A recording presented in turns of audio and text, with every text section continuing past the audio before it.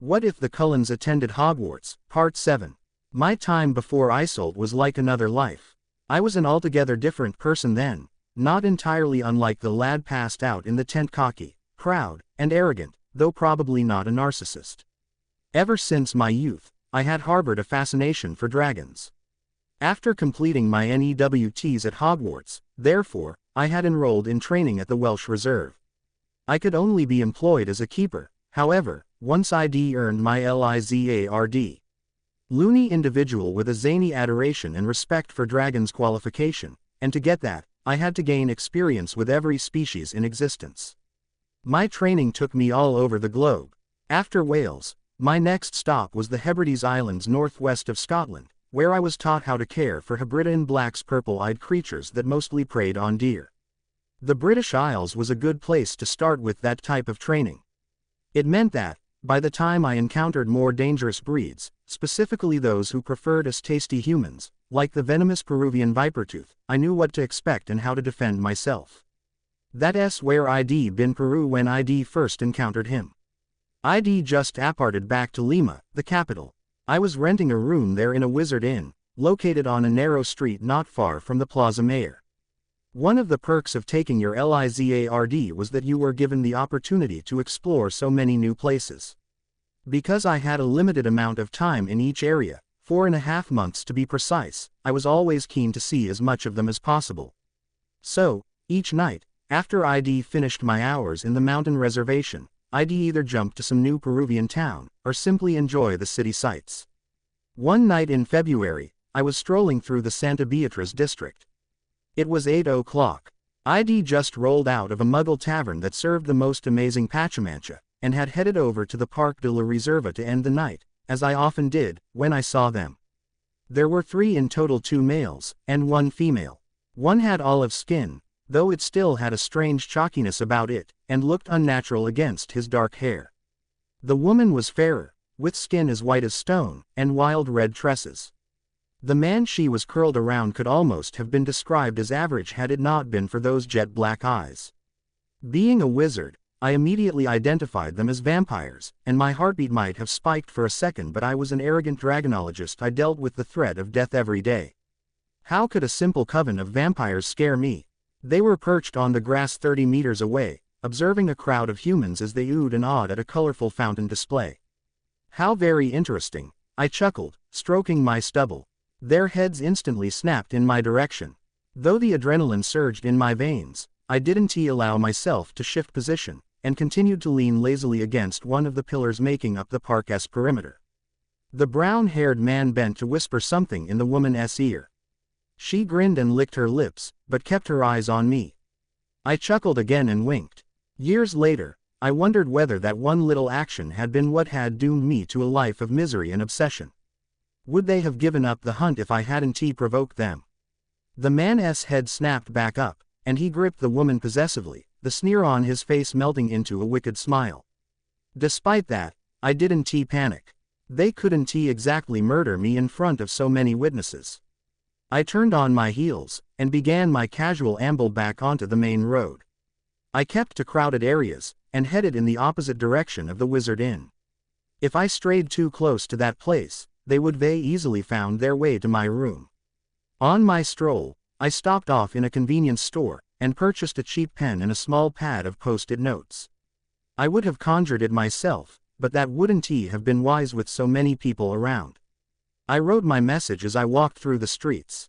When I looked over my shoulder, I saw the vampires about 20 meters behind. Naturally, they were following me. I darted into a dark, deserted alley flowing off the main street a second later, excited by the danger I was currently mocking. Before I apparated back to the inn, I stuck my message to the wall, knowing they'd trace my scent. I wanted so badly to see their baffled faces when they realized I'd vanished. I wanted even more to witness their expressions when they read the words I win. The second I was back in the room, I started packing up my stuff. I handed in my key 5 minutes later, and then apparated north to Ecuador. After that, I didn't give the vampires much thought. They had no way of finding me. I was safe. By April, I had almost completed my LIZARD course, and was returning to Wales to wrap it up. After a year of travel, it was nice to spend some time back in the United Kingdom.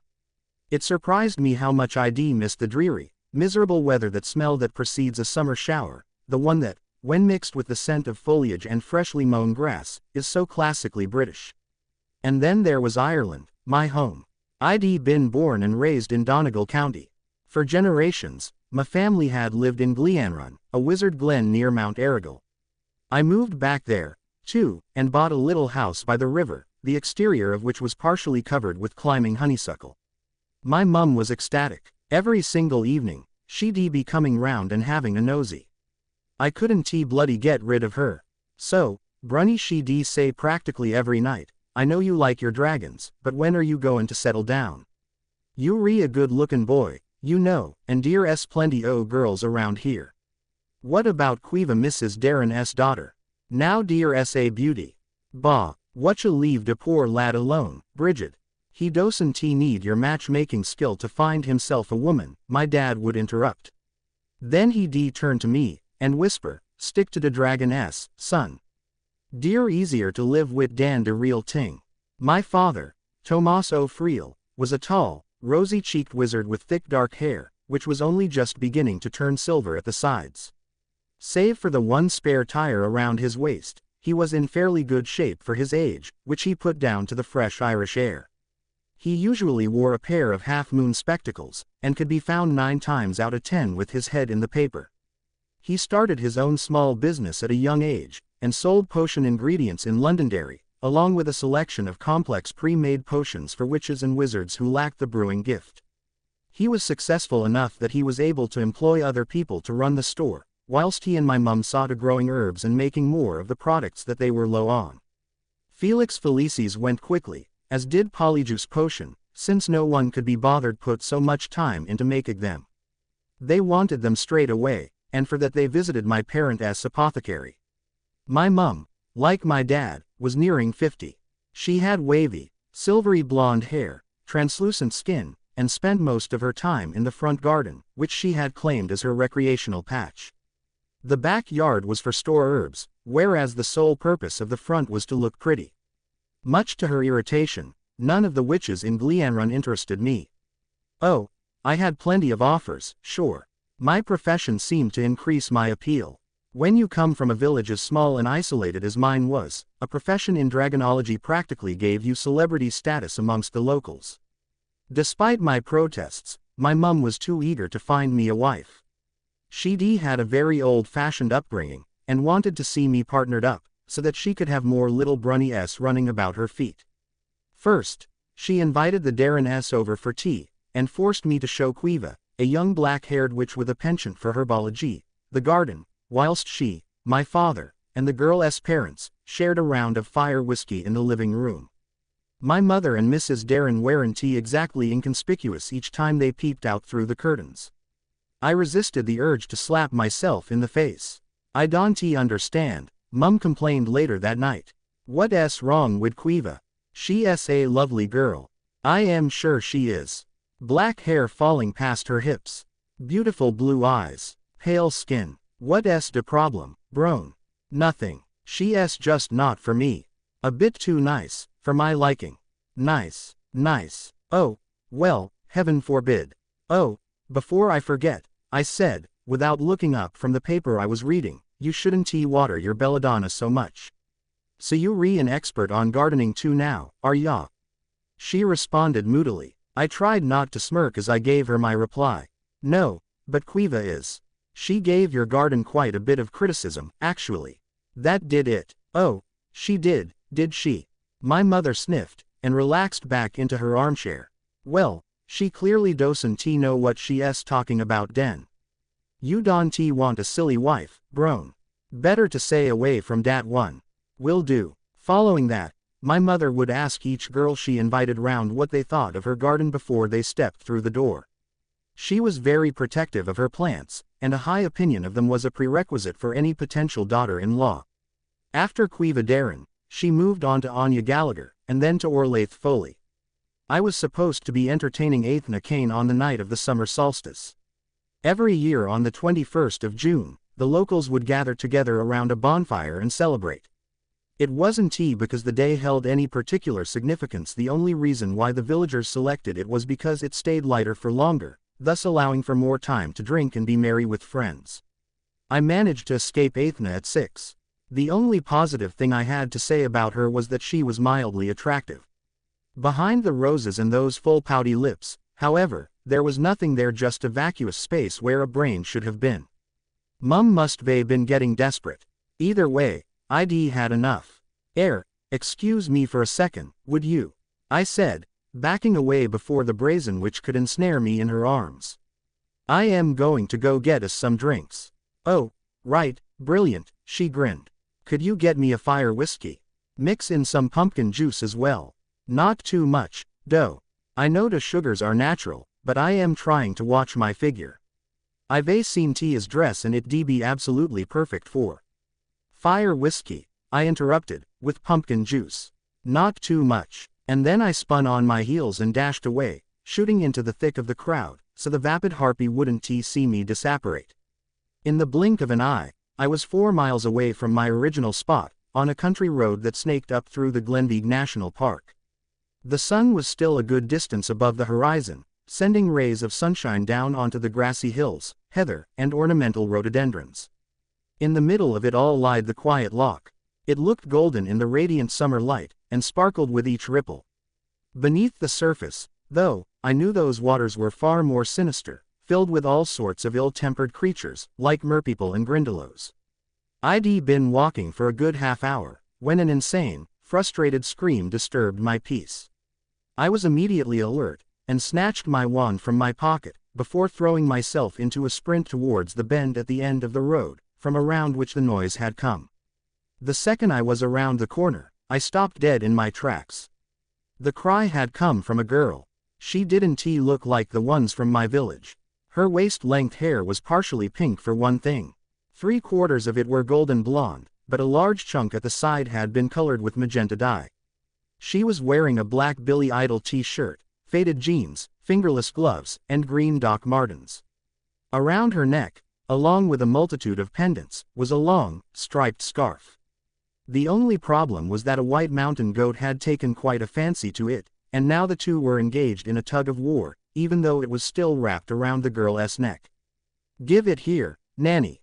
It's mine." "Nay, the creature replied through its teeth. The girl tugged harder. "Arg," she exclaimed. "You do realize dat dis scarf is made of wool, don't ya? Aaron sheep your distant cousins are somet in. Ya bloody cannibal." "Nay, I chuckled soundlessly, too amused by the spectacle to announce my presence. "You know what? Dis is just my bleedin' luck, dis is. No one ll be mournin' at my funeral because dey ll all be too busy laughin' at de headstone. Here lies Isolt. Her life was stolen, strangled to death by a goat." That was when I cracked. I could hold the raucous laughter back no longer, and it burst through my lips as I doubled over. The girl and goat jumped together in surprise. Nanny recovered before Isolt did, and the girl oomphed when her black and white scarf received another tug. A second later, her shock transformed back into irritation, only this time it was aimed at me. "Are ya just going to stand there and watch, or are you actually going to help me? If I slay the goat myself," I wheezed, "I'll steal all you glory."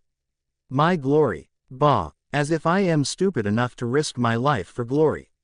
I'd rather live long and prosper, thank ya very much." In the end, I decided to pry the goat's mouth open. Isolt's scarf, though relatively undamaged by the ordeal, was partially covered in smelly drool. She stuck her tongue out at the disappointed creature, before attempting to shoo it away with boisterous cries and the repeated waving of arms. "Nay, it grumbled, before turning its back on us. "Well, that was interesting," I said. Isolt rolled her eyes at me. "Some gentleman you are standing off to the side and sniggering whilst a lady is being attacked by a vicious beast." Vicious. Her idea of vicious was a bearded herbivore. I did my best to suppress my laughter. If only she'd seen the creatures I dealt with on a day-to-day basis. The girl clearly wasn't a witch. That was obvious. She never would have needed my help to rescue her neckwear if she had been. She could have just used a confundus charm instead. "I am sorry," I replied, staring deeply into her sea-green eyes. It's just, as well as amusing, I actually found your little display to be rather endearing. For a moment, she tilted her head to the side in thought. Her lips pulled up sweetly at the corners, revealing two adorable dimples on either side of her mouth. She was lovely, so much so that I was stunned into silence. And then she batted me upside the head. I cried out and clutched at my throbbing ear. She was certainly strong for someone seeming so dainty. What the bloody hell was that for? She smiled innocently and flickered her eyelashes. Oh, I am sorry. Did I hurt you? I must have slipped. Silly me. She dropped the act a second later, and stood with her hands on her hips. Endearing, am I? What's wrong with that? Not in at all. Unless, of course, you count that arrogant tone of male superiority. I snorted and rolled my eyes. Oh, God, you're not one of them, are you? One of who? The pod people, the Daleks, the stoic Vulcans, the Wookiees from a long time ago in a galaxy far, far away. Daleks, Wookiees. I was thinking more along the lines of insane feminist, to be perfectly honest, I quipped. Ah, so women desiring equality with men and freedom of choice are insane, are they? She countered. Arg, that's not what I meant. She leaned in closer, squaring herself up to me, eyes narrowed, hands still on hips. What did you mean, den, boyo? I huffed, and mirrored her pose. I meant that she arched an eyebrow, her expression now a muddle of faint annoyance and flickering amusement. Yes, she smiled. Damn those dimples. I don't remember, I muttered sheepishly. What had we been arguing about again? Isolde's grin spread wider, revealing two sets of milky teeth, whilst her eyes sparkled like emeralds, and her gold and pink hair fluttered in the breeze. Bless you, she chuckled, patting my shoulder. How endearing. I probably would have treated her teasing with some facetious retort of my own, but I was far too distracted by her plump pink lips. Before I knew what I was doing, before I could stop myself, I stepped forwards, wound my arms around the girl's body, and pulled her face to mine. Somewhere in the back of my mind, I registered that kissing random strangers on a first encounter was in no way normal, not when you were completely sober, at least. Isolde clearly realized that too, because she kneed me in the groin immediately after getting over the initial shock. What was that? She exclaimed whilst I writhed on the floor.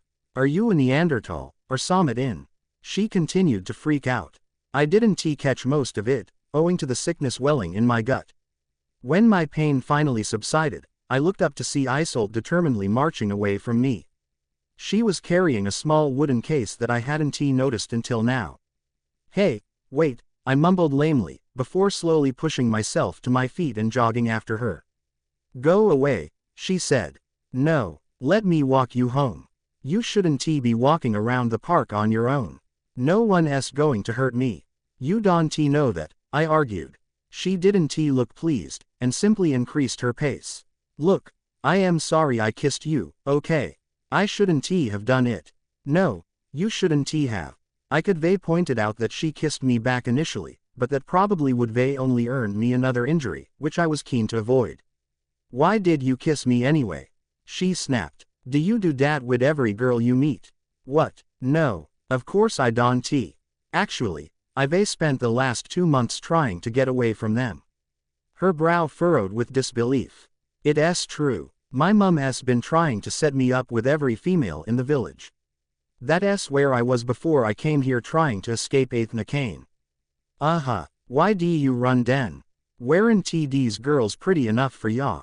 Now it was my turn to roll my eyes. On the contrary, some of them were very pretty, but they were sadly lacking in the personality department, all either too dull, too stupid, or too snotty. Isolde stopped in her tracks, and turned to me. She stared at my face for what felt like hours, searching for God only knew what. Her gaze did interesting things to me. It excited me, whilst simultaneously making me incredibly nervous. I fidgeted from foot to foot, and quietly inhaled slow, deep breaths in an effort to calm my heart. My mind kept flicking back to the kiss. Her lips were incredibly soft, and tasted vaguely of strawberries, owing to the thin layer of balm she wore. I could still distinguish the flavor. Why did you kiss me? Isolde repeated suddenly. I nervously shifted my weight again. I don't know. I just had to. She gazed at me for a second longer. I breathed a sigh of relief as her green eyes softened. She shook her head and laughed. I supposed you were forgiven. I am. She nodded cheerfully, before resuming her walk, the pace slower this time more relaxed. I grinned. Do you want me to carry that for you? I asked, nodding to her case.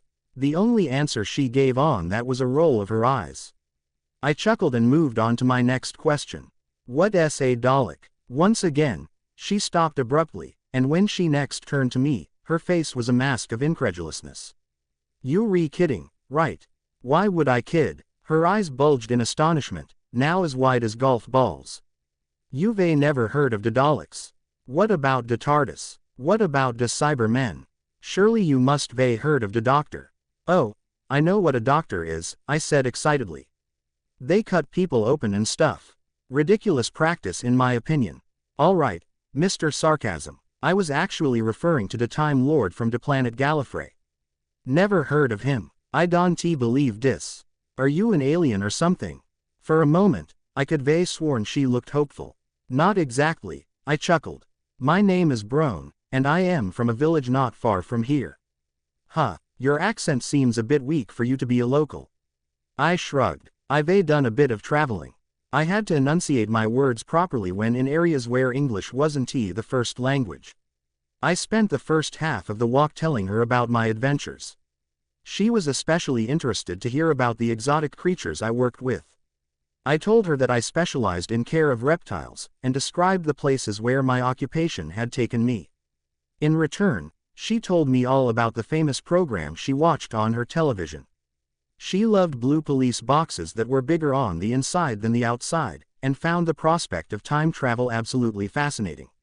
Shows like Doctor Who and Star Trek were what had motivated her to take a degree in astrophysics. I didn't understand a single word when she tried to summarize the course content. I grasped that it had something to do with space and forces, but that was pretty much it. At least promise me you'll check out Doctor Who sometime, she said as we turned into her hometown. I answered sadly. I don't own a television. Isolt's smile faltered. Oh, Dad's too bad. Is Dad because you travel a lot? Oh, no. Where I live has terrible reception, that's all. I see. We stopped by a small supermarket. Isolt told me her home was only a few streets away, and that she could make the rest of the journey by herself. When I tried to protest, she told me that she didn't want the Inquisition from her parents. She was living with them for the summer, until the academic year started, when she'd be moving to Dublin to commence her doctorate program. Well, I guess I'd better get going, she said, twiddling her thumbs. I nodded and bit my lip, fixing my eyes on the ground. See you, Den Brone. Yeah, see you. Some emotion flashed across her face. I couldn't confidently put a name to it, but I would have guessed at disappointment. She'd only taken a total of 5 steps when I cried, wait. She whirled in an instant, a hopeful smile on her face. Yes, I was just thinking that I'd like to see you again if that would be alright. Nice. Real smooth, Brone, you bumbling idiot. My heart leapt when she replied, I'd like dat. We arranged to meet back at the national park the following Saturday, much to my satisfaction. My mother gave me a right earful when I finally made it back to Gleanrun. She wasn't impressed that I'd ditched Athena, but I took her criticism with a grin, too happy to care. This irritated her beyond belief, even more so when I told her that I wouldn't be putting up with any further attempts to fix me up. My Saturday meetings with Isolt became a regular thing. We'd always meet at noon by the lock, and would roam the hills until 6 o'clock, at which point, I would escort her home.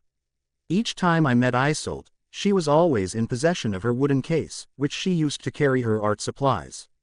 Apparently, whilst her parents were proud of their daughter's accomplishments, they were worried about her obsession with space. My mother used to say that my head is so far up in the sky that I overlook the beauty already surrounding me. That's why I like to sketch the landscape, she told me one day, as she handed me an oil painting. It was a depiction of the park, drawn from one of the high peaks enclosing the area. The colors had all been exaggerated, so that the shades had become something far brighter than the pastel reality. In the bottom right corner, there was her signature. Wow, Isolt, you really have a flair for this. You really think so? Absolutely. This is amazing. She grinned, before gratefully pecking me on the cheek. The gesture took me by surprise. It was the closest she'd ever come to me since the time I'd attacked her mouth during that first meeting.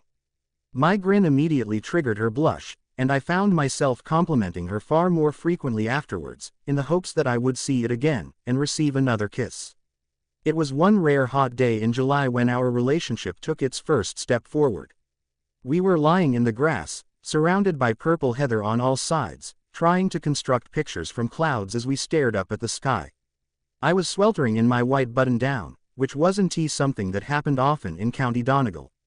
I unfastened my top button in the hopes it would provide some relief, but I continued to sweat under the fabric. Isolde, on the other hand, was fine. She'd come prepared, wearing a thin white vest with the word Space Cadet written across it. You could just take it off, you know, she pointed out. Your shirt. I arched an eyebrow cockily. Eager for a viewing, are we? She snorted loudly. What, me, PFF'd. I am still holding out for a man in a blue box, remember? Ah, right, so the blue box is a prerequisite, is it? Well, not really, I suppose, she shrugged. I'd settle for a Jedi.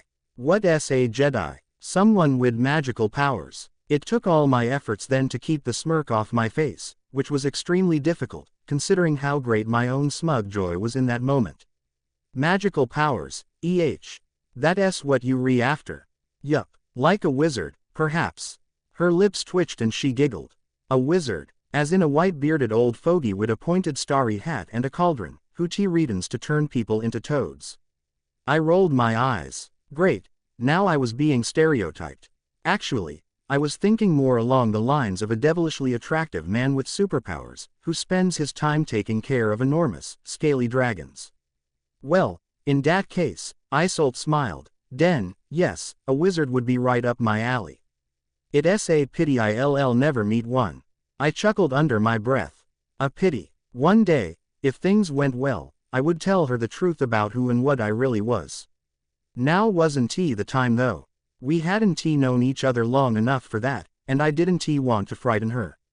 The conversation had boosted my confidence a little, though, and whilst I was still concerned with how she'd perceive my bare skin, I decided to shed my shirt as she'd suggested. I smiled when I saw her staring in my periphery. I was in pretty good shape. You had to be when facing dragons was your job. Her mouth was slightly agape as her eyes roamed over my muscled frame. Her cheeks flamed when she realized I was watching her watching me. She tried to mask her embarrassment with playfulness. Not bad, she grinned. That's your verdict, is it? I chortled. Not good enough for you. I shrugged. I just don't think you being very honest. You clearly fancy the pants off me. Her mouth fell open in shock, before she barked out and sat up. Ahem. You had to kiss me, remember. If Annette you read a one who clearly fancies someone. I winked at her, and was rewarded with another blush. She swatted my arm out of irritation, only I caught her wrist before she could withdraw. That was when her eyes caught the numerous burns on my forearms. She gasped at the sight of the red patches of swollen epidermis. I released her from my clutch, thinking the proximity would repulse her now, but she didn't move an inch. Instead, she slowly lowered her fingers to my wrist, before gently tracing over each individual burn. I was immediately set at ease by her soft movements, which, to me, possessed a subtle intimacy. What happened to you? She whispered. Her sparkling green eyes welled with a combination of emotions: worry, fear, sadness, and more. It pleased me that she seemed to harbor so much concern for me, though I was still eager to put her at ease. I smiled, and said, dragons. Isolde rolled her eyes. It's true. They real, as are fairies and mermaids, phoenixes and centaurs. Unicorns and goblins. She played along, not realizing that I was serious. Yup, vampires and werewolves and kelpies. She grinned. And how do you fit into all this? For a brief moment, I paused, building the suspense. Well, that's easy, I answered, looking purposefully into her eyes. I am the devilishly attractive man with superpowers, who takes care of dragons. No pointy hat, she said, holding my gaze. Only on Halloween. She nodded, her expression losing its playfulness, until her countenance was pensive and serious. "In dat case," she murmured, her voice low and silky, "I think you'd better kiss me." My mouth went dry in an instant, all moisture evaporating in the heat of my desire for her. I nodded silently, before smoothly lifting my hand to her head, weaving it through the gold and magenta strands. She didn't resist as I pulled her face down to mine, nor did she try to break free this time when my lips touched hers. I shivered as she relaxed against my chest, curling one willowy hand around my right shoulder. The kiss was sweet and innocent. I had never felt so peaceful as I did in that moment, when she quietly sighed against my skin. When we finally broke apart, I found that I was speechless. I couldn't find the words I wanted to say to her, so I carefully flipped us over, laying her beneath me, and kissed her again. That was our life for the summer. We took picnics in fields, searched for pictures amongst the sky sheep donkeys wearing sombreros, dogs pushing lawnmowers, and kissed as if doing so was vital to our existence. We went on official dates too. I took her to nice restaurants, and in return, she gave me my first cinema experience. Indiana Jones blew me away. I even bought the hat, and wore it at every opportunity, much to Isolde's amusement. One week in August, when her parents were holidaying in Portugal, she introduced me to Star Wars. I was addicted immediately, and found myself speaking in a Yoda-like voice for days. This, too, amused Isolde no end.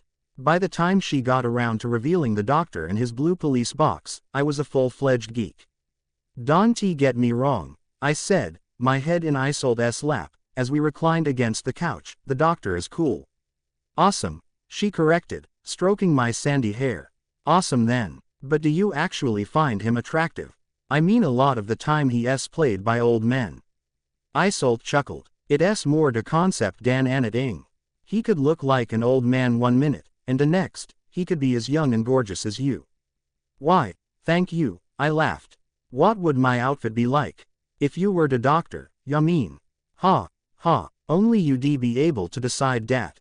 I might not have had an idea on the general style, but I was 100% on the headwear. Would you take dat ting off your head, brown? My mum said one day.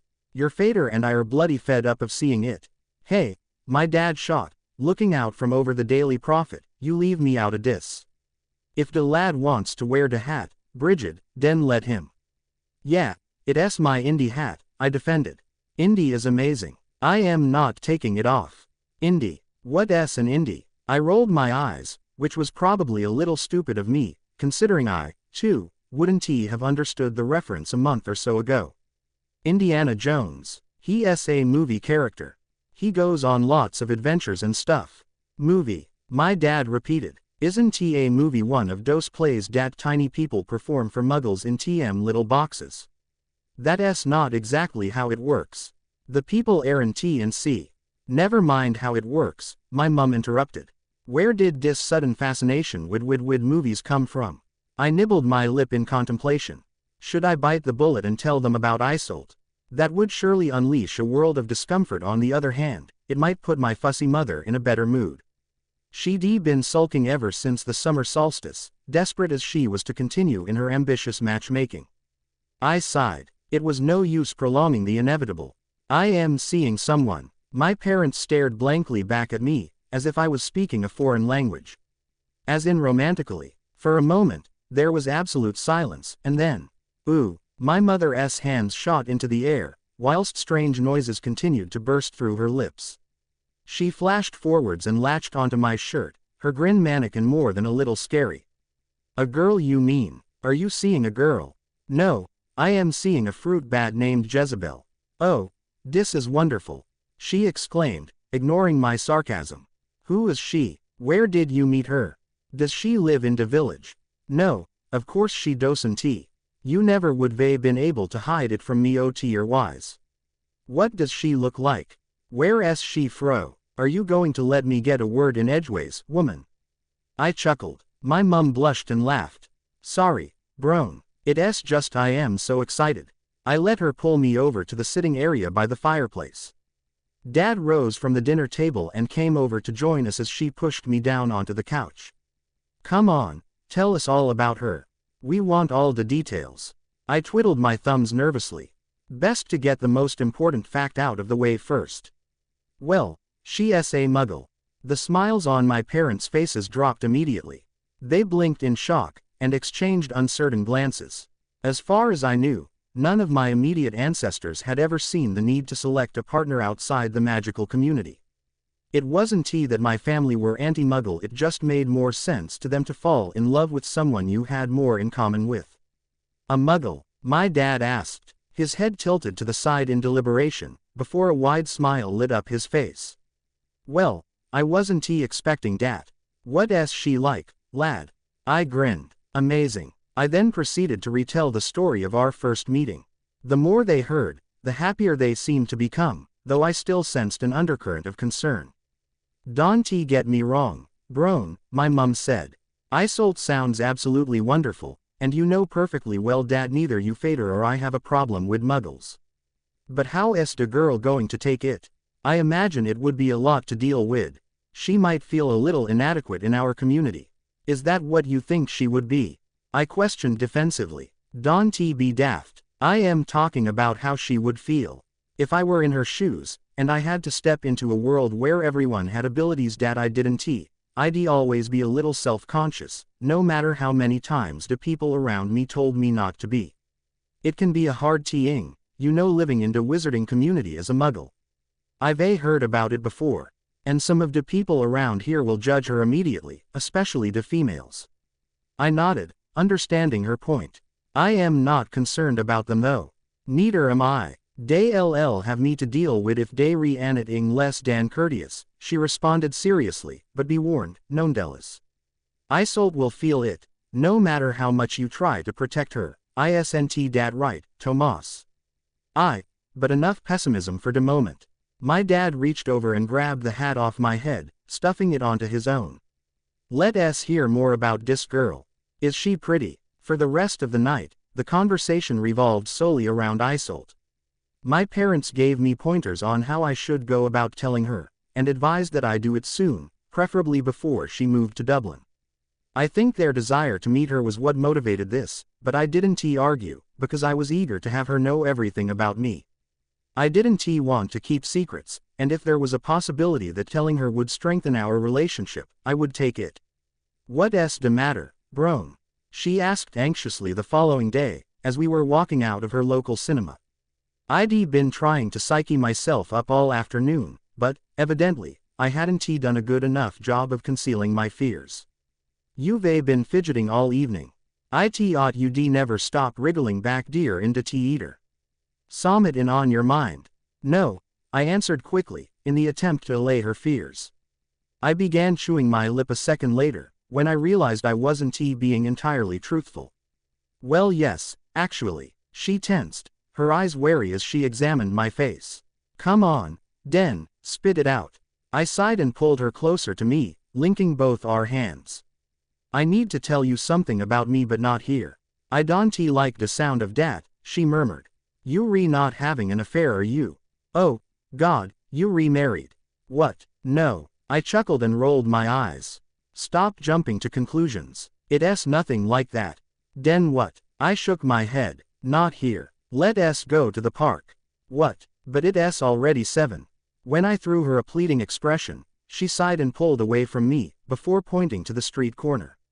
Turn right at the end, and walk about 50 meters down the road. There's a small cafe on the left. It's covered in hundreds of white climbing flowers. You can miss it. Wait dear for me. I'll be half an hour at the most.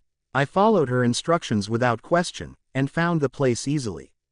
A young woman, who I guessed to be in her early 20s, served me some tea. I also ordered a scone because I was hungry, which came with strawberry jam and clotted cream.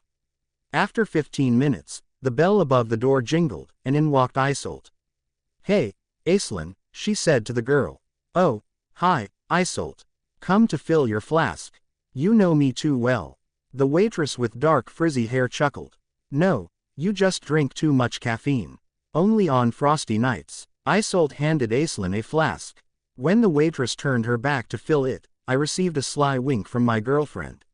She nodded quickly to the door, indicating it was time for me to make my exit. Ahem, I coughed, rising to my feet. Aislinn turned at the sound. I'd better be on my way. Thanks for the tea. You welcome. I hope you enjoyed it. Have a nice night. I nodded, before making my way out into the street. A minute later, I was joined by Isolde. Sorry about dat, she smirked. Aislinn is nice enough, but her mother is de town gossip. If she'd gotten wind of you, my parents would know I'd been lying to dem faster dan you can say warp speed. Would it be such a bad thing your parents knowing about me? No, but I wouldn't like dem to know I've been lying for de last couple of months, and I could do without de scrutiny to be honest. As we trekked out of town, I learned that Isolde's parents thought she was having another of her stargazing nights. The sky was clear of clouds, so the stars would be easy to see when it finally got dark, especially from the reservation, where there were no artificial lights for miles. As an astrophysicist, Isolde regularly spent nights in the park, observing the stars through her telescope. I found this pleasing, since I knew a bit about astronomy myself, having studied it at Hogwarts. Her parents didn't mind that she was out in the dark on her own, since she knew the park like the back of her hand, and knew the best and safest places to camp. "This is my usual spot," she said, setting down her backpack. I gently laid her bulky telescope on the grass, and looked around. She'd brought me to a wide, flat glade halfway up one of the mountains. There were the remnants of old firewood, beside a rectangular patch of grass that was a little flatter than the rest surrounding it. "It's perfect," I concluded. "We could light a fire big enough to burn a guy, and still no one would see us, thanks to the thick wall of trees surrounding us." We hastily set up the tent, or, rather, Isolde hastily set up the tent, since I was useless at it without magic. I wondered, whilst she did this, whether it would be a waste of time. She might end up running away from me at full pelt, screaming her head off once I'd revealed my wizard status. "Now, what is it dat you wanted to tell me?" she asked, straightening up. I opened my mouth to answer, but shut it almost immediately afterwards. "Crap. Okay, so, you know how you said you wanted a boyfriend with magical powers? No, too quick. Isolde, I am a wizard too, to the point. How is a raven like a writing desk? One word fera verto, not too laughable," I sighed, running a hand through my hair. "Okay, listen, what I am about to tell you is going to sound insane. There really is no easy way to say. Oh, for Pete's sake, groan," Isolde exclaimed in frustration. My nerves were clearly affecting her, and now she was starting to panic. "Would you just tell me and put me out of my misery? You're really starting to freak me out." All right, I said hastily, taking her hands in mine. "You know how you study science and space and whatnot. Yeah, your studies they re-centered on logic and in reason." Yes, the direction I was taking seemed to put her at ease. Her stiff posture relaxed considerably, and she nodded. "Well, what if there were more to all this?" I waved a hand at the surrounding area, "than just biology, chemistry, and physics." "Like God, you mean?" I shook my head. "Not exactly. What I mean is, what if there was a supernatural element? Like magic." Isolde's head tilted to the side in thought. For a moment, we stood in silence, but the lovely golden-haired girl opposite me quickly broke it, and pulled me over to the blanket we'd set down at the tent's opening. "I often wonder about Dad myself, you know," she admitted. "Pursuing a career in space studies isn't exactly simple when you've had a Catholic upbringing like I have. I used to believe a person could only choose one side, as if it was some kind of war, science versus magic. The more I think about it, though, the more I am not so sure that's the case." "What do you mean?" Isolde bit her lip, and then sighed.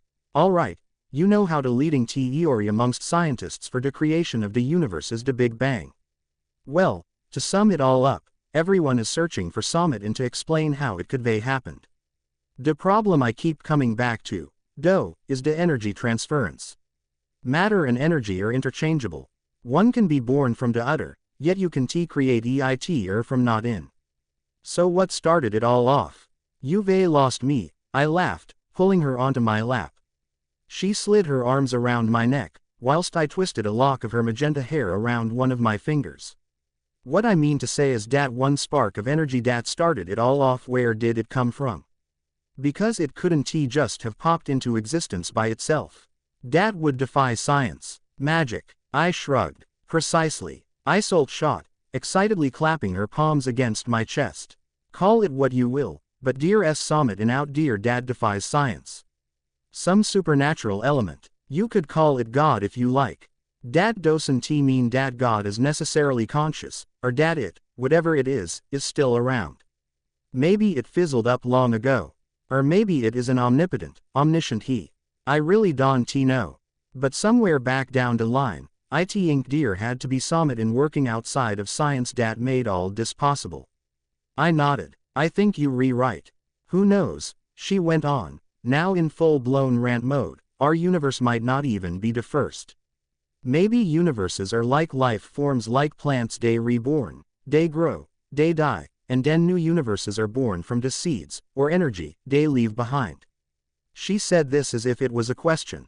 It's possible, but if you go back to the source, you still come up with the same infuriating probable. I get it, I interrupted, thoroughly amused as I pressed a finger to her lips. The supernatural is real, she nodded, and said, it Inc. so. Good, I wanted to tell her. Instead, I allowed my expression to become serious, and reached over to my coat, which had been thrown over a thick, hollow log, and extracted my wand. Isolt's brow furrowed as I presented it to her, the creases deepening as she examined the wooden instrument.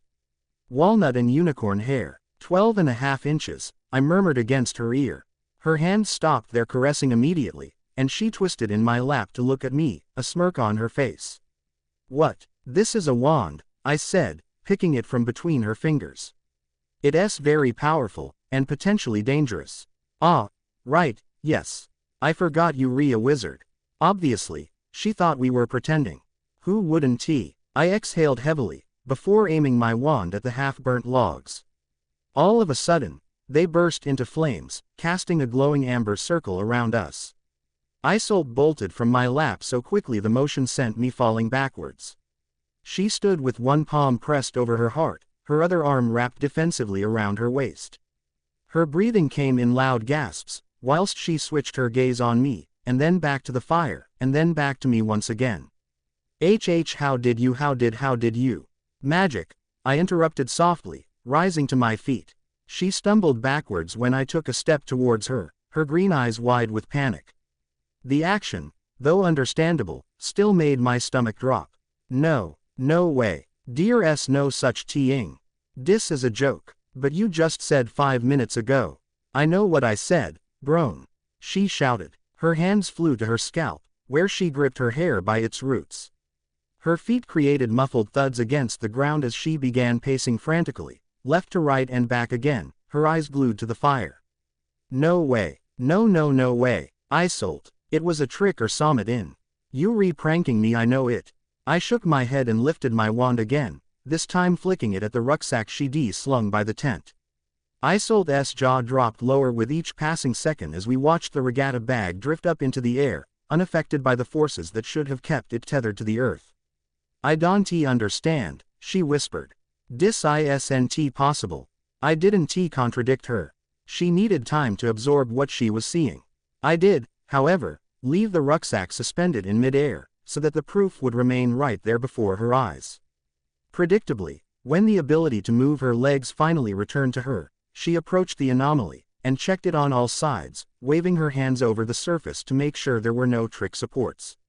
When her hands dropped to her side, she looked like an adult would upon discovering Father Christmas actually does exist. Disbelief preceded shock, which slowly gave way to excited joy. Hooly Ewok. Hope fluttered inside me as a slow grin crept its way onto her face.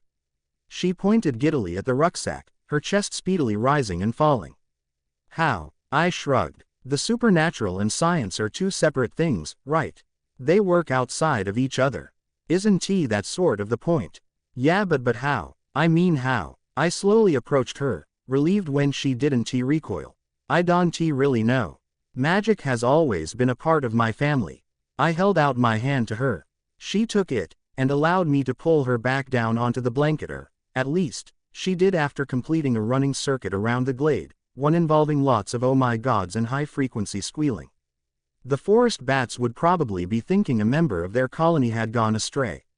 Isolt listened in wonder as I relayed my personal history, firing questions every now and then when her excitement became too much to contain. I was especially pleased when she asked me about dragons, wearing an expression of childlike euphoria all the while. By the time I finally finished talking, the moon was high in the velvety black sky, which was embedded with 1,000 tiny points of twinkling light. The pair of us were laid out on the blanket by the fire, like the two hands of a clock reading 6, our heads side by side as we gazed up at the heavens. "So you re a wizard," she murmured in a lazy voice, very nearly successful in her attempt at casualness. Her accelerated breathing gave her away, though, and the memory of her delighted squealing was still fresh in my mind. "Yeah," I chuckled, "and you were born on Earth. You re not an alien from the next galaxy or an it in. As much as I know you like that to be true, no. I am 100% Earthling. Drat. Oh, well, never mind. This is still by far the most amazing, incredible, mind-bogglingly fantastic moment of my life, regardless. Show me more magic. I want to see." Until 1:45 in the morning, I performed for Isolde. I conjured rose after rose, until she had a full bouquet of scarlet flowers. I created a patch of anti-gravity mist for her to stand in with her passion for physics, that one totally blew her mind. She didn't believe me at first when I told her the world was still the right way up. The only time my girlfriend ever displayed signs of doubt and concern was when I showed her my animal form.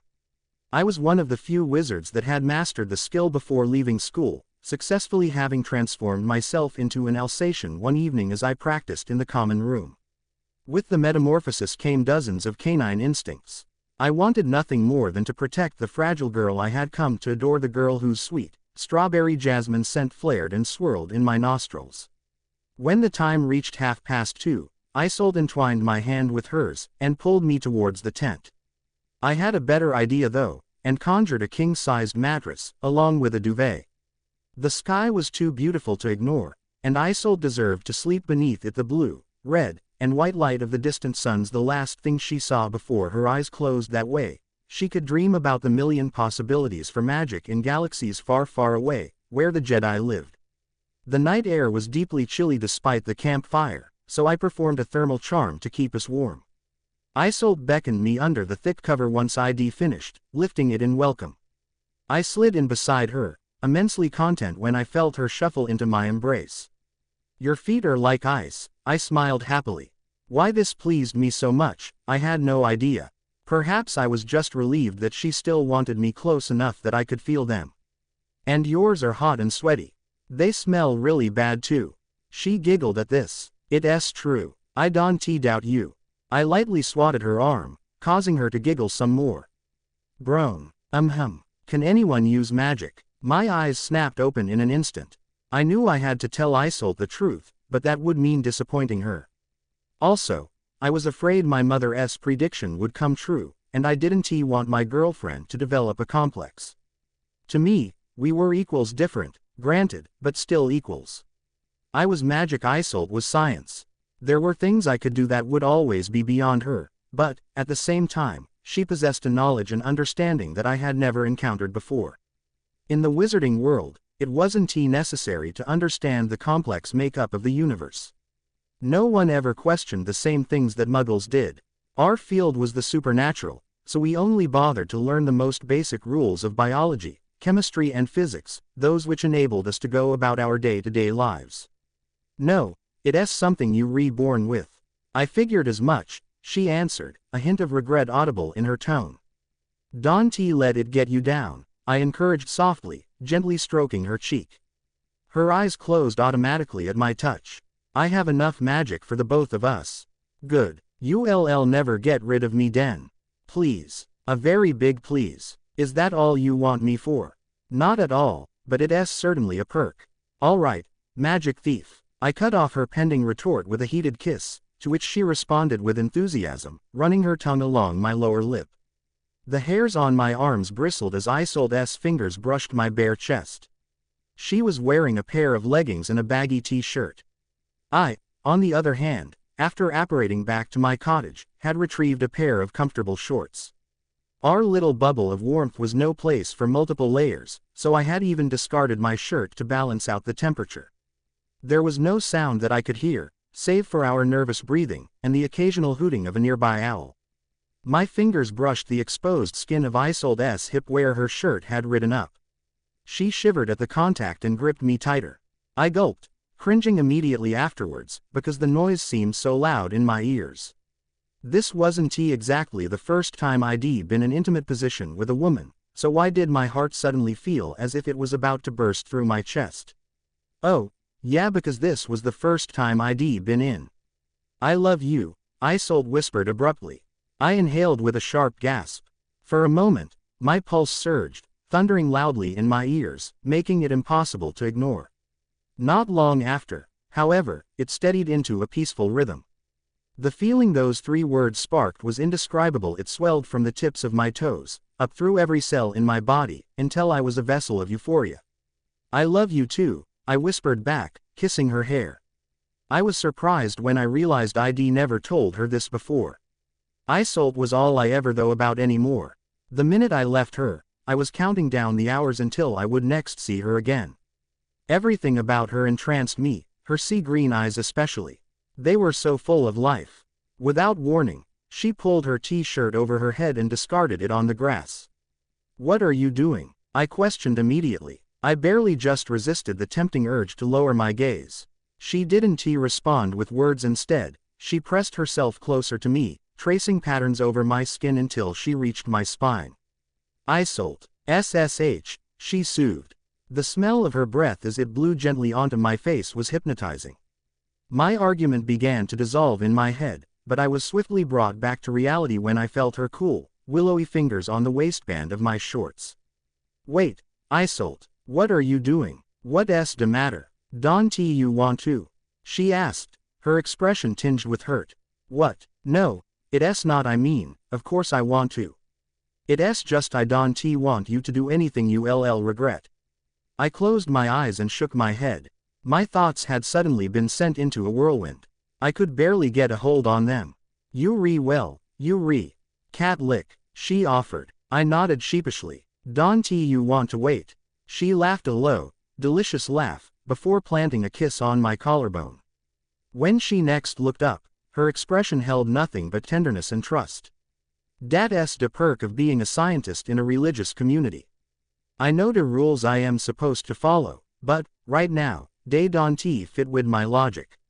Which is, she smiled, I don't need a priest or a signed piece of paper to know that I love you.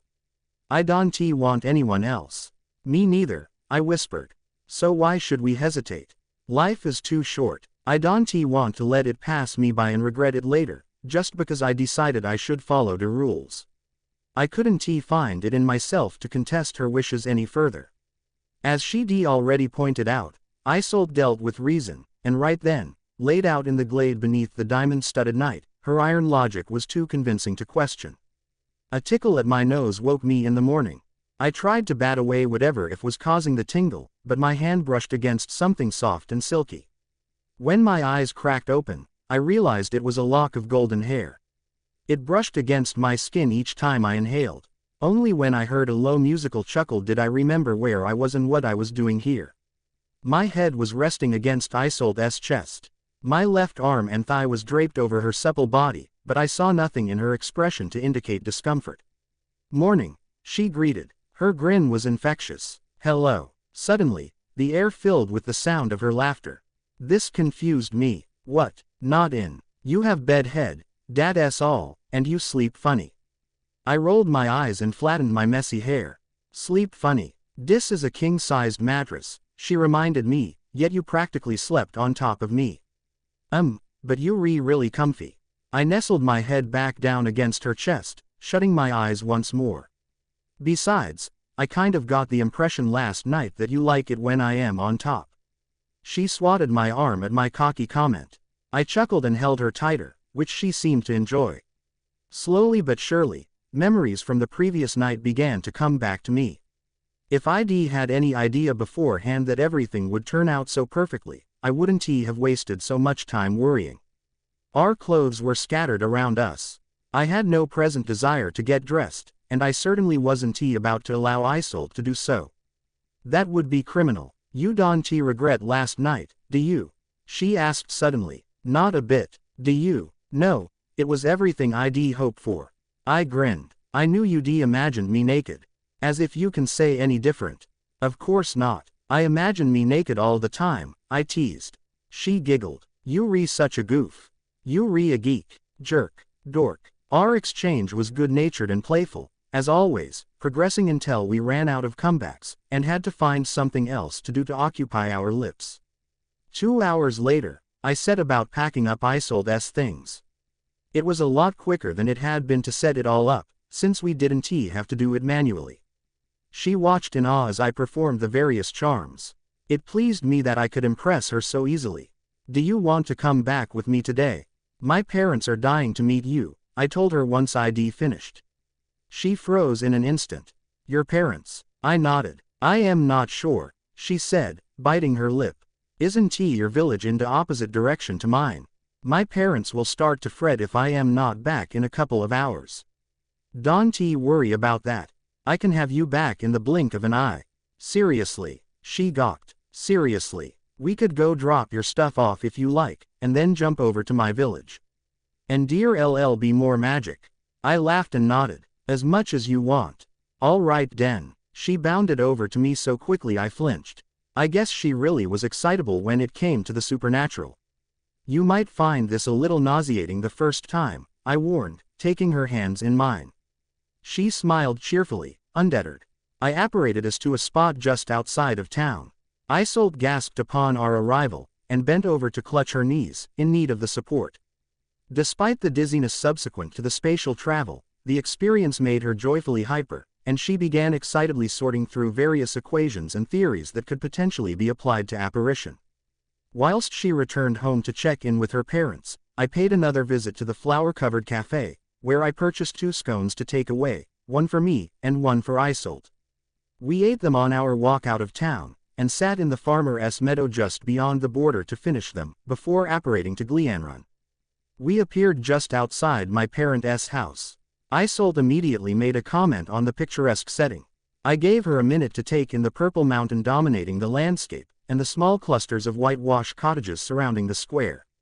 It's beautiful, she said as I opened the gate for her. I know. Be sure to mention that to my mum, and tell her she has a nice garden.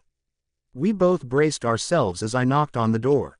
Someone began fumbling with the locks on the other side. A second later, it opened, and there stood my mother. Her eyes initially landed on me, before shifting to the girl at my side. One deep breath later, ah, holy hippogriff. Tomas, Tomas, what in the blue blazes is it, woman? My father appeared behind her. She excitedly wagged a finger in my girlfriend's direction. Look, he's brought her. Brown's brought Isolde. Lifting his spectacles to his eyes, my dad squinted at us until the recognition registered on his face. Well, why didn't you say so? Come in, come in. My mother shot out behind us more swiftly than a cobra, and pushed the 2 of us over the threshold. When we were all in the sitting area, she circled Isolde like a grinning vulture. She seemed thrilled with the girl before her, and cried, oh, she's perfect.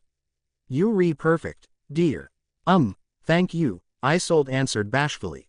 You have a really lovely home. Now it was my mother's turn to blush. Oh, did you hear dat, Tomas?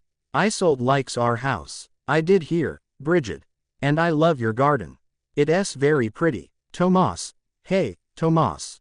Did ya hear? Yes, Bridget. She likes our garden. Oh, yes, I have a very good feeling about this. Oh, I think I need a cuppa. I'll put the kettle on. Would you like some tea, Isolde? Nonsense, woman. Now's no time for tea, my dad clapped, jumping from his chair. Let's open a bottle and celebrate. Oh, of course. Why didn't I think that? Would you like a glass of wine, Isolde? Oh, sure. I'd love one. Excellent. He toddled cheerfully out of the room, and into the kitchen. I heard the cellar door open, and my father's footsteps as he hurried down the wooden staircase. Isolde, meanwhile, had just had her attention captured by the magical instrument in the corner of the room. Ah, that's our globe, my mum told her. Come on, I'll show you. The world globe was one of my parents' more recent purchases, unlike the other items occupying their house, many of which were older than I was. They bought it when I first told them I would be enrolling on the Lizard program. The sphere was supported by the intricately carved mahogany figure of a well-muscled man, naked save for the cloth hanging from around his hips. He was crouched on his knees, head bent and arms stretching out on either side of him, grasping the silver meridian ring, the weight of which rested fully across his shoulder blades. Atlas. The Titan who holds up the world, Isolde murmured appreciatively. You know your mythology. I only know certain stories, the ones involving the stars and space. Her eyes trailed up from the wooden sculpture to the globe itself. The seas were represented in a chalky shade, whilst the land was colored in different tones of brown and honey. The most interesting thing about the piece, however, was not the base or the sphere, it was the various needles attached to the surface, all of which had small button-shaped heads displaying little pictures. 3 of these needles were all protruding from precisely the same spot in Donegal. "They have your faces on them," said Isolde, turning to look at me. I nodded and smiled. The needles move in line with the person they represent. If I flew to Switzerland right now, the one with my face on would move. Here, I'll show you. I disapparated from the room, selecting a random location, before apparating back 10 seconds later. Londonderry. You were just in Derry. Isolde cried excitedly, her attention shifting from the globe to me, and then back again. Wow, this is amazing. Hear dat, Brown. She likes our globe. My mum smiled. Yeah, I heard. Amazing, Isolde said again. I rolled my eyes. It might seem that way at first, but then you realize you could go anywhere in the world and you'll never ever be able to escape your mum and dad. That comment earned me a hard swat to my arm from my mother, who clucked in irritation. Just kidding, ma'am, you'd better be. Dad re-entered the room then, carrying a bottle of his vintage Sauvignon Blanc. Within half an hour, we depolished it off. In that time, Isolde told them all about her course and ambitions. They listened with polite interest, even though they understood less than half of what she was telling them. They also inquired as to what she thought about my revelation, to which she replied with much enthusiasm. "Oh, I am so glad it's all worked out," I heard my mum say as she ushered the girl out into the garden. "Brown talks about you all the time, you know." I choked on my drink and that, before spluttering, "I told you about her just 2 days ago, woman." "Take no notice," she urged. "Tomas and I might only have found out on Friday, but once the cat was out, it was Isolde this and Isolde dat." Later, whilst I was leading her over to my cottage, she said, "I really like your parents. They re great, ever so slightly embarrassing, but, yeah, they re nice people. I was worried at first. Especially when you almost got smothered on the doorstep, right?" She rolled her eyes, but grinned despite herself. "As I was saying, I was worried at first. I was scared they wouldn't like me." "Why?" "Well," she shrugged, "I am not like you, am I?" I pulled her to a stop immediately. She stared down at my hand in puzzlement, before her wide, confused eyes darted to my exasperated face. "How many times will I have to tell you this before you believe it?" I asked, stepping forwards, until I towered over her. "You don't have to worry about that. I love you. My parents adore you. That's all that matters." The radiant smile my words produced gave me a massive surge of relief. With enough repetition, I would hopefully be able to completely put Isolde's fears to rest. We resumed our walk towards my home, our arms swinging between us, only to be interrupted by a sudden call. "Brown. Hey, Brown." We turned to see a group of pristine, over-polished girls sashaying towards us. The sight of Aithna Kane, Anya Gallagher, and Orlaith Foley set me cringing. I wanted to be as far away from the hair-tossing, hip-wiggling bunch as possible. Orlaith's strut was visibly different to that of the other two. It was unique, confident, and intentionally understated. Something about it irritated me. The girl herself was so completely aloof to anyone outside her immediate bunch of friends that I decided she was probably the worst of the lot. Hi, I answered awkwardly, shifting my weight. "We haven't seen you in a while," Aithna commented. "Fancy coming with us down to the river. We re-meeting Broden Ripley and Fionn Monaghan. We need another man to complete the group." I felt Isolde stiffen at my side. "Ahem, excuse me, The girls looked at her as if seeing her for the first time. Am I invisible or Summit in? I had to grin at my sassy girlfriend. She was absolutely brilliant. And who are you? Athena questioned, looking her up and down. She arched an eyebrow derisively as she took in the girl's colorful Doc Martens and her David Bowie shirt. I sold Nora Fitzpatrick. I am Brown's girlfriend. Anya scoffed. Dat whatever girl in Gleanrun Tiot, before he moved on to the next one. Well, then, all the girls in Gleanrun are either stupid or deluded, aren't they? I pointed out, angered by the witch's mocking attitude, since a few hours docent constitute is a long enough period to gain that status. There's something definitely wrong if a woman thinks she's seeing a man when they've only had dinner once in the company of their parents. Wouldn't you say so, Anya? Anya's expression turned icy in an instant. Indeed. Never mind that. I want to hear about you, Isolde, Athena said sweetly. A little too sweetly. You don't look like you're from around here. I am not. Athena smirked triumphantly when the girl confirmed her suspicions, and told the others of the town she'd been raised in. Interesting. No wonder Brown couldn't find what he was looking for here. All this time, he's been after a muggle. Anya sneered, whilst Orlaith rolled her eyes snootily, her posture straightening with the superiority she suddenly believed she possessed. And what's wrong with being a muggle? Oh, come on, sweetie, Athena said coldly. That's like a donkey asking a stallion what's wrong with being an ass. That's enough, Athena. I snapped when Isolde flinched. She has a point, Orlaith said offhandedly, examining her nails. My jaw snapped shut as I ground my teeth together. A quick glance in Isolde's direction told me the comment had stung her like a slap to the face. Come on, I murmured, sliding an arm around her waist. Let us go. They not were. Just a minute, Brown, she interrupted, slipping out of my grasp. And then she did something I never would have expected. Let me tell you something about muggles. We might not be able to turn needles into matchsticks, or conjure furniture from tea and air, but I wouldn't get complacent if I were you. When magic isn't an option, you find alternative methods of doing things rough experimentation. The more we experiment, the more we learn, and a greater understanding we gain of science and science, Orlaith sniggered. Ah, yes, muggles are big on dat, aren't they? Ovens and microwaves, what an accomplishment. I was inking more along the lines of nuclear, chemical, and biological weapons powerful enough to destroy hundreds of thousands actually, Isolde whispered. There was an air of menace about her as she took another step forwards. Orlaith's sneer faded in an instant.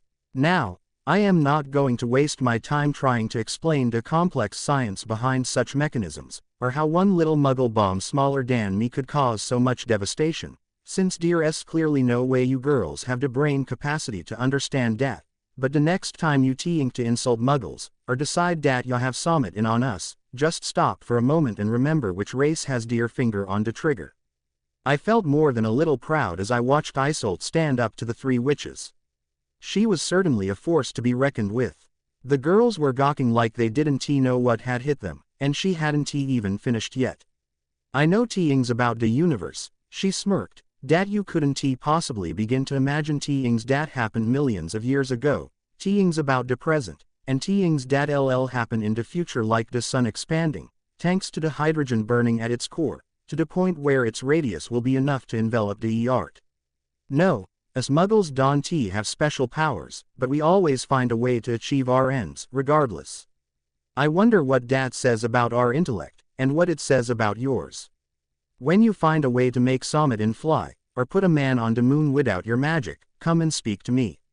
For now, though, why don't you run along and play with your wands?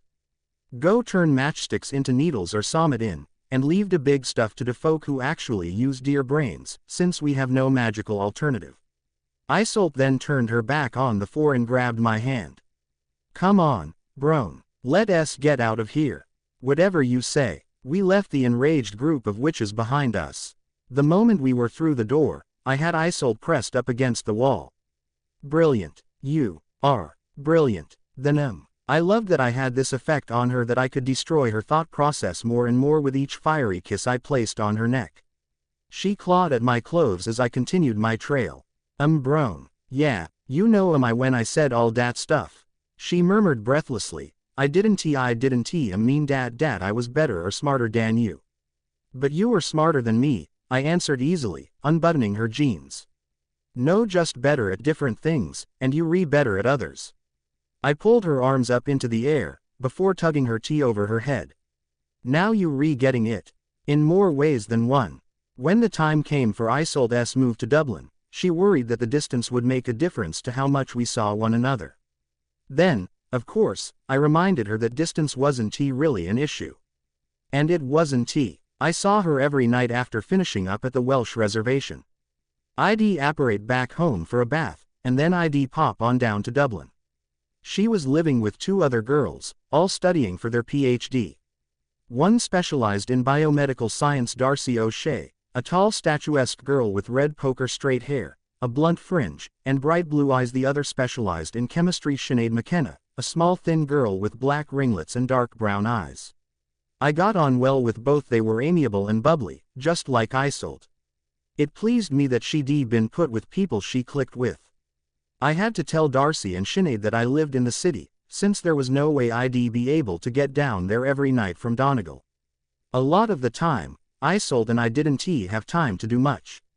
She had heaps of research to get through, all leading up to a massive thesis, so when I visited, we were normally cooped up in her room, her perched over her desk, her fingers drumming against her desktop computer, whilst I lazed out on her bed, reading books written by muggles. Still, it was enough just to be with her, and made it all the better whenever she had the day off. I slept at her house a lot during the academic year, whilst she spent the summer at my cottage, where she continued her research. We came to this arrangement only because I told her I'd apparate her back to the university or its library whenever she needed to pay a visit, which was pretty much every day. If I was at work, my dad took her instead. We both enjoyed the privacy though. On top of that, I enjoyed looking after her. You need a break, I said one night in July, the second summer into her course. It was hard to believe that we'd been together so long, and that I was still as amazed by her as I'd been the first time I told her I loved her. Arg, can T stop now? Gotta get this paragraph finished. That's what you said on the last one. Her hair was wild, and she had little bags under her eyes. Because there was no electric in the village, I'd bought her a typewriter. The buttons clicked madly over and over, and every few seconds, I would hear a little annoying ping. I made a snap decision and jumped up from the couch, immediately proceeding to yank the girl away and sling her over my shoulder. Hey wah brone, put me down. I need to get this done. You can start up again in half an hour. Gah, right now. Woman, I told her, carrying her up the stairs, you going to shut up and let me help you unwind. You bloody pillock, put me down right now. You see what the stress is doing to you. It's putting you into a terrible mood. She beat her palms against my back. Grr, precisely. In the next few seconds, I had her in my bedroom, and threw her down onto the mattress. Before she could jump up and march away, I pulled my wand from my pocket and shot ropes at her wrists and ankles, restraining her. Wah arg, dis is so unfair. I am going to. You not really in a position to do anything right now, I pointed out, crouching over her. She complained when I rolled her onto her front, making death threats at one point, and continued to grumble as I began to massage the knots out of her back. She was as stiff as a board. After about a minute, her complaints subsided, and were replaced with quiet moans. You know, Isolde, there are spells that would do a far better job of this type of thing than any living masseur. There are, she murmured against the pillow. There are spells for everything, ones that cause the most excruciating pain, and ones that do the opposite. You mean ones for pleasure. She laughed low and throatily. Did you learn about dose at school? No, I smiled. Inappropriate material never made the curriculum, unfortunately, but there wasn't a boy there by any WT level who didn't know the charms. So if you were all so excited about these spells, why do you take so long to tell me about them? Because I realized quickly that the old-fashioned way was better. You mean it boosted your ego more to do it without magic? Her assumption made me chuckle. She was spot on. I continued to massage along her spine, and let the bait sit. So these charms, they sound intriguing. Would you care to experiment? What kind of scientist would I be if I declined? Oh, man, this was going to be awesome. My adolescent fantasies brought to life with the girl I wanted nothing more than to spend my life with. That last thought stopped me dead. Isolde's eyes flickered open at my hesitation. Groan. An abrupt vision exploded through my mind, images that caused warmth to spark in my chest. I felt my breathing accelerate as I was struck by a sudden concept, lovely in its nature, yet as powerful and unconquerable as a terminal disease.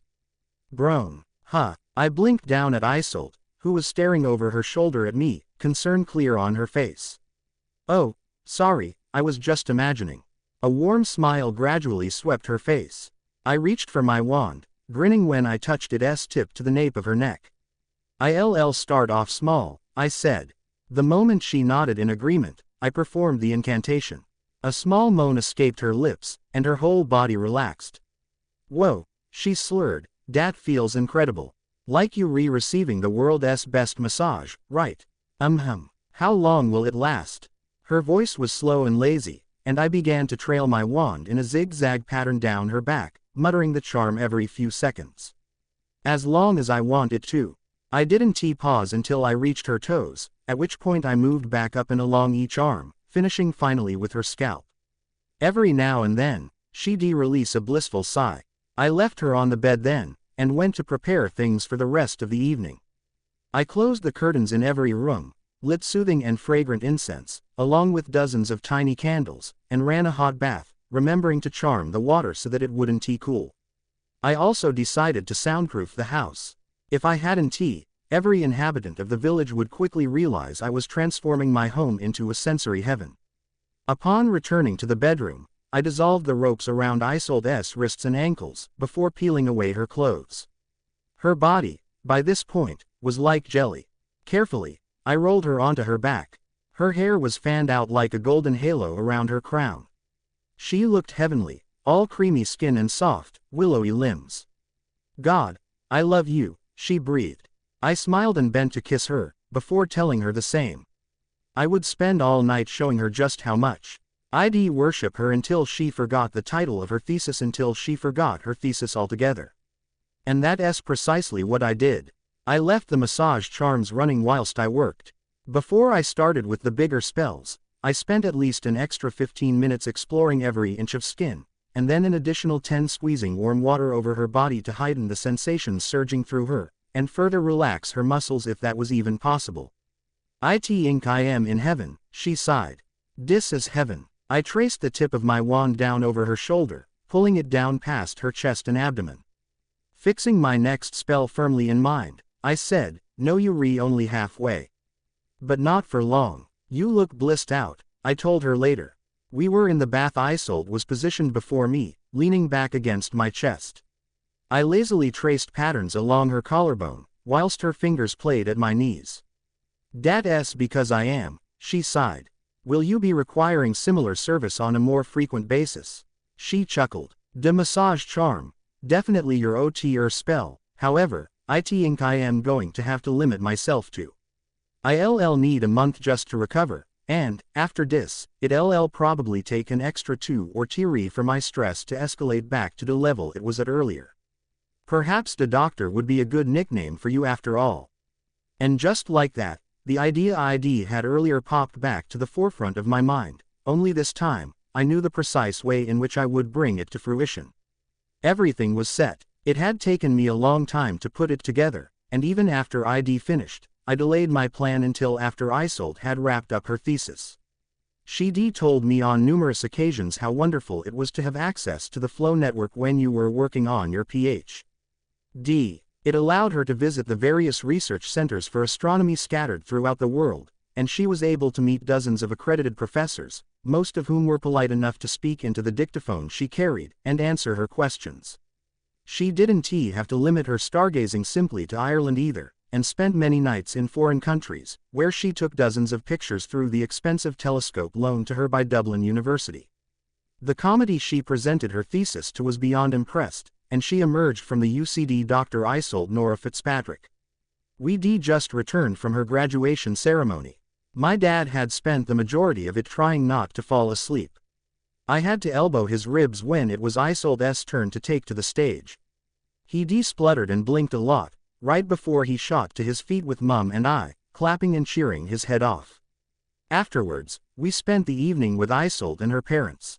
They didn't know I was a wizard. Their daughter had told them I was a reptile specialist, just as I had told her once upon a time. At 6:30, Mr. and Mrs. Fitzpatrick left us, and set off back on their journey to Donegal in their Volkswagen, whilst the rest of us apparated to Gleanrun, where we drank champagne in my parents' living room. All our needles were pointed to the same place on the globe. My parents had made one for Isolde not long after I'd first introduced her to them. An hour following our return, I excused myself to go and change out of my gray suit into something a little more interesting. My dad grinned when I rejoined them. He was in on my plan, and had helped me bring it all together. Isolde did a double take when she saw me, her eyes widening as she took in my peculiar wardrobe. I was wearing a clean white button-down and a taupe silk tie, which I'd combined with a black waist-length leather jacket. Below those were a pair of black corduroy trousers and dark brown lace-up boots. To top it all off, there was the Indy hat, of course, an item essential for any adventurer. "Ready to go?" I asked the girl. "Go," she responded, completely gobsmacked. "Go where?" I rolled my eyes and laced my hand with hers. That would be spoiling the surprise. I received an excited thumbs up from my parents as I pulled Isolde from their home. I was too eager to slow my pace, and within the next minute, I was leading the girl up into the tiny attic at the top of the cottage. "Can I open my eyes yet?" she whined. "No. But I want to know what's going on." "You will in just a second." I ignored her grumbling, and positioned her body so that she was directly facing her surprise. Then, moving so that I had the perfect view of her face, I said, "Open." Initially, Isolde blinked in shock, before a wide grin spread across her face. The room filled with the sound of her pealing laughter, and she clapped her hands together in satisfaction. "A TARDIS. You bought me a TARDIS." "I built it actually. Dad helped." This only seemed to heighten her pleasure. She circled the blue police box with a childlike fascination, running her hands over the wooden panels of the life-sized replica. "Wow, it looks exactly right." She turned her eyes on me then, and I could almost discern the light bulb materializing above her head. "So this is your new outfit, Doctor?" "That would be correct. I figured that since we supposed to be equals, and you now a doctor, it would only be proper for me to earn that status too." "So I am your apprentice?" She giggled. "That you are." I approached the TARDIS then, and slid a key from my pocket. Her hand shot out to grab mine as I reached for the lock. "What's wrong?" I questioned, unprepared for the sudden movement. Her eyes were wide and incredulous. "Don't open it." "Why not?" "Why not?" "Because if you do, I won't be able to pretend this thing actually contains another dimension. It'll just be a blue box and you'll ruin the magic." It was almost impossible not to smirk at her panic. She really did think it was just a blue box. PFF'd. Surely she knew by now that I had more style than that. I never did things by halves. My lips twitched as I took in her expression, and I had to turn my eyes away or I would burst into hysterics. The light above the TARDIS was flashing brightly, beckoning me inside. "Sorry to disappoint you, darlin'," I murmured gruffly, stepping fully now into my new persona, "but you're just going to have to live with the reality of the situation." Suddenly, I slammed the key into the lock, and turned it until it clicked. Rainbow light spilled out as I pushed the door open, revealing what should have been an impossible interior. Isolde's mouth very nearly hit the floor. Her eyes bulged to such an extent that I thought they'd pop out of their sockets. She stood on the threshold, unable to align her logic with the sight directly before her. Oh my God, it's a TARDIS." She launched inside at warp speed, dashing up the steel staircase and up to the console, which she circled 4 times in less than 10 seconds. "Oh my God." I boomed with laughter from the doorway, doubling over at the sight of her as she explored each inch of mine and my father's creation. It had taken us over a year to complete. First we had to build the exterior. That only took a few weeks, but then there were the complicated spells to master that would enable us to fill the box with wizard space. The TARDIS had 7 floors, 3 above the ground floor, and 3 below. The walls of the main chamber were made from black metal plates, which ID had embedded with hundreds of crystals. They were charmed to glow whenever a human walked into the room, or if the front door was left open. There were 3 corridors leading off to other areas. I could see from Isolde's expression that she wanted to bolt down each one, but was torn as to which one to take first. Oh my gosh, oh my gosh, oh my gosh. Ah, which one? I laughed some more as she chewed her nails in deliberation, gripping my stomach when she flashed away down the middle passage. No matter how much distance she put between us, there was never a point when her screams were quiet enough that I couldn't hear them. A library. It has a library. And it's frickin' huge. Her voice echoed up from the basement. A swimming pool. Oh my god dear swimming pool. Next to the library. Ah, I take it you like it. I said when she returned. She looked completely stunned, and had tears rolling down her face. How did you do this? She whispered, wiping her cheeks with the back of her white sleeve. I shrugged. Magic. She shook her head. It really isn't bound by science, is it?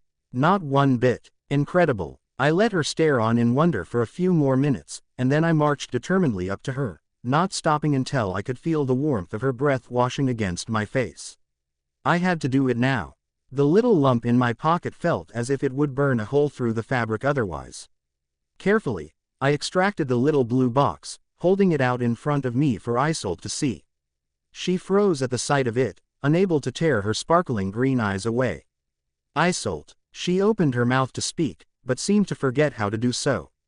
I took advantage of her silence and made my move. There's something I've been wanting to ask you for a long time now, only, I thought it would be better to wait until after you graduated. I couldn't remember ever being this nervous, and had to inhale a deep breath to calm myself. Ever since I watched you take on that goat in Glenveagh, I've seen no one else. That was a pivotal moment in my life. Before it, everything was fine, but not extraordinary. Isolde gasped as her eyes refilled with moisture. She tried to blink back the tears, but failed. I took encouragement from that. I am a wizard. Magic is a ruling feature in my life, and a massive part of who I am. For a long time, I didn't think I needed the science dominating the Muggle world. But now, if I had to go without seeing that goofy smile whenever they re-showing a sci-fi on TV, or if I couldn't watch you get sleepless with excitement the week before each space convention, I think I'd fall apart, and everything would stop making sense. I flicked the box open then, revealing the ring inside. The band was made from goblin silver. It had 2 diamonds on either side of a larger center sapphire, which was smooth and oval in shape, the color as blue as the night sky. I pulled it carefully from the box and took a deep breath, before getting down on one knee. You told me once that the universe needs science and magic, and you were right. I could comb the wizarding world 1,000,000 times over, and know which would ever be enough for me, because none of them could bring to my life anything I don't already have. I know what I want, and nothing short of a goat-vanquishing astrophysicist with a penchant for blue boxes will do. I took her hands in one of mine, presenting the sapphire ring to her with the other. Both of us were grinning now. She was crying freely and unashamedly.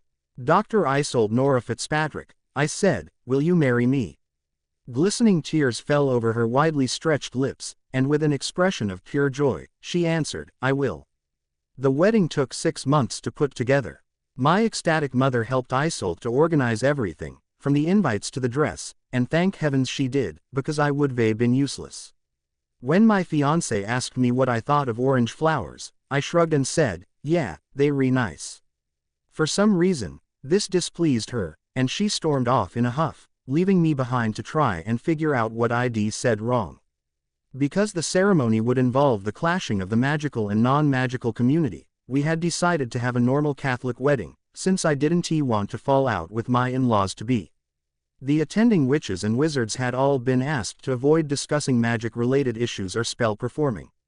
I didn't doubt that there'd be a few slips, but it would all be easy enough to fix, regardless. Aislinn, the girl from the cafe, and Isolde's 2 housemates from Dublin would be the bridesmaids. Kingsley Shacklebolt had agreed to be my best man. We'd been friends for years, even though our interests took us in different directions after we left school. He and my father organized my stag night, which took place in a big pub in Londonderry 2 nights before I was due to tie the knot. I know it was traditional to get leathered the night before, but I didn't want to say I do with a splitting headache.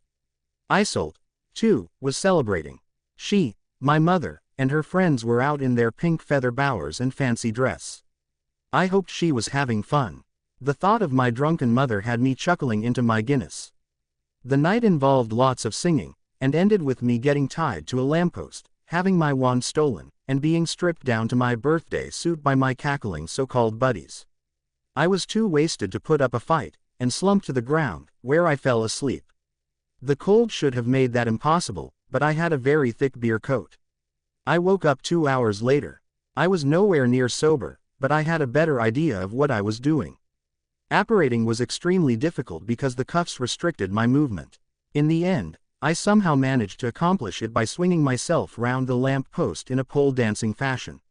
My problems, however, didn't stop there, for I ended up in Isolde's bedroom, stood with my legs apart right on her bed totally starkers wearing handcuffs whilst she stared up wide-eyed from beneath me. God, I had an awkward time talking my way out of that one. What was worse was that the cold had seriously injured my ego. Ere I can explain, I sure hope so. I go tied up. By whom, might I ask? By laws of men to a lampos, and they left me. Isolde chuckled nervously, still staring up at me from beneath. Classic move. And now I am stuck in essay. I wagged the cuffs at her. And I go no clothes. N is cold. Yeah, it is, isn't it, she grumbled, pulling the duvet tighter around herself.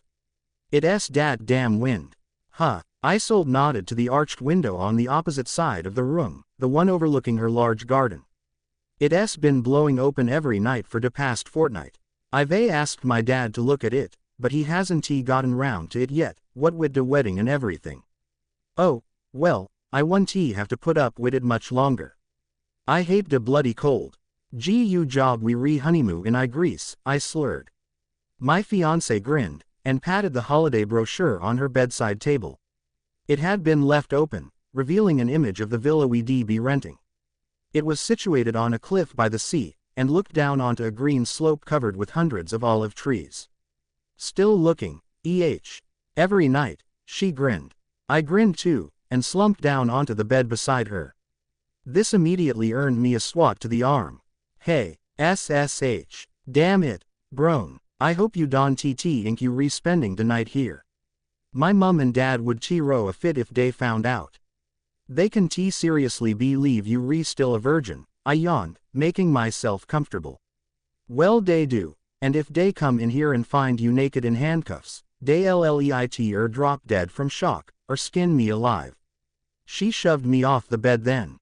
I gave her my best puppy dog expression, but it had no effect, so in the end, I apparated back to my cottage and crashed out in my own bed.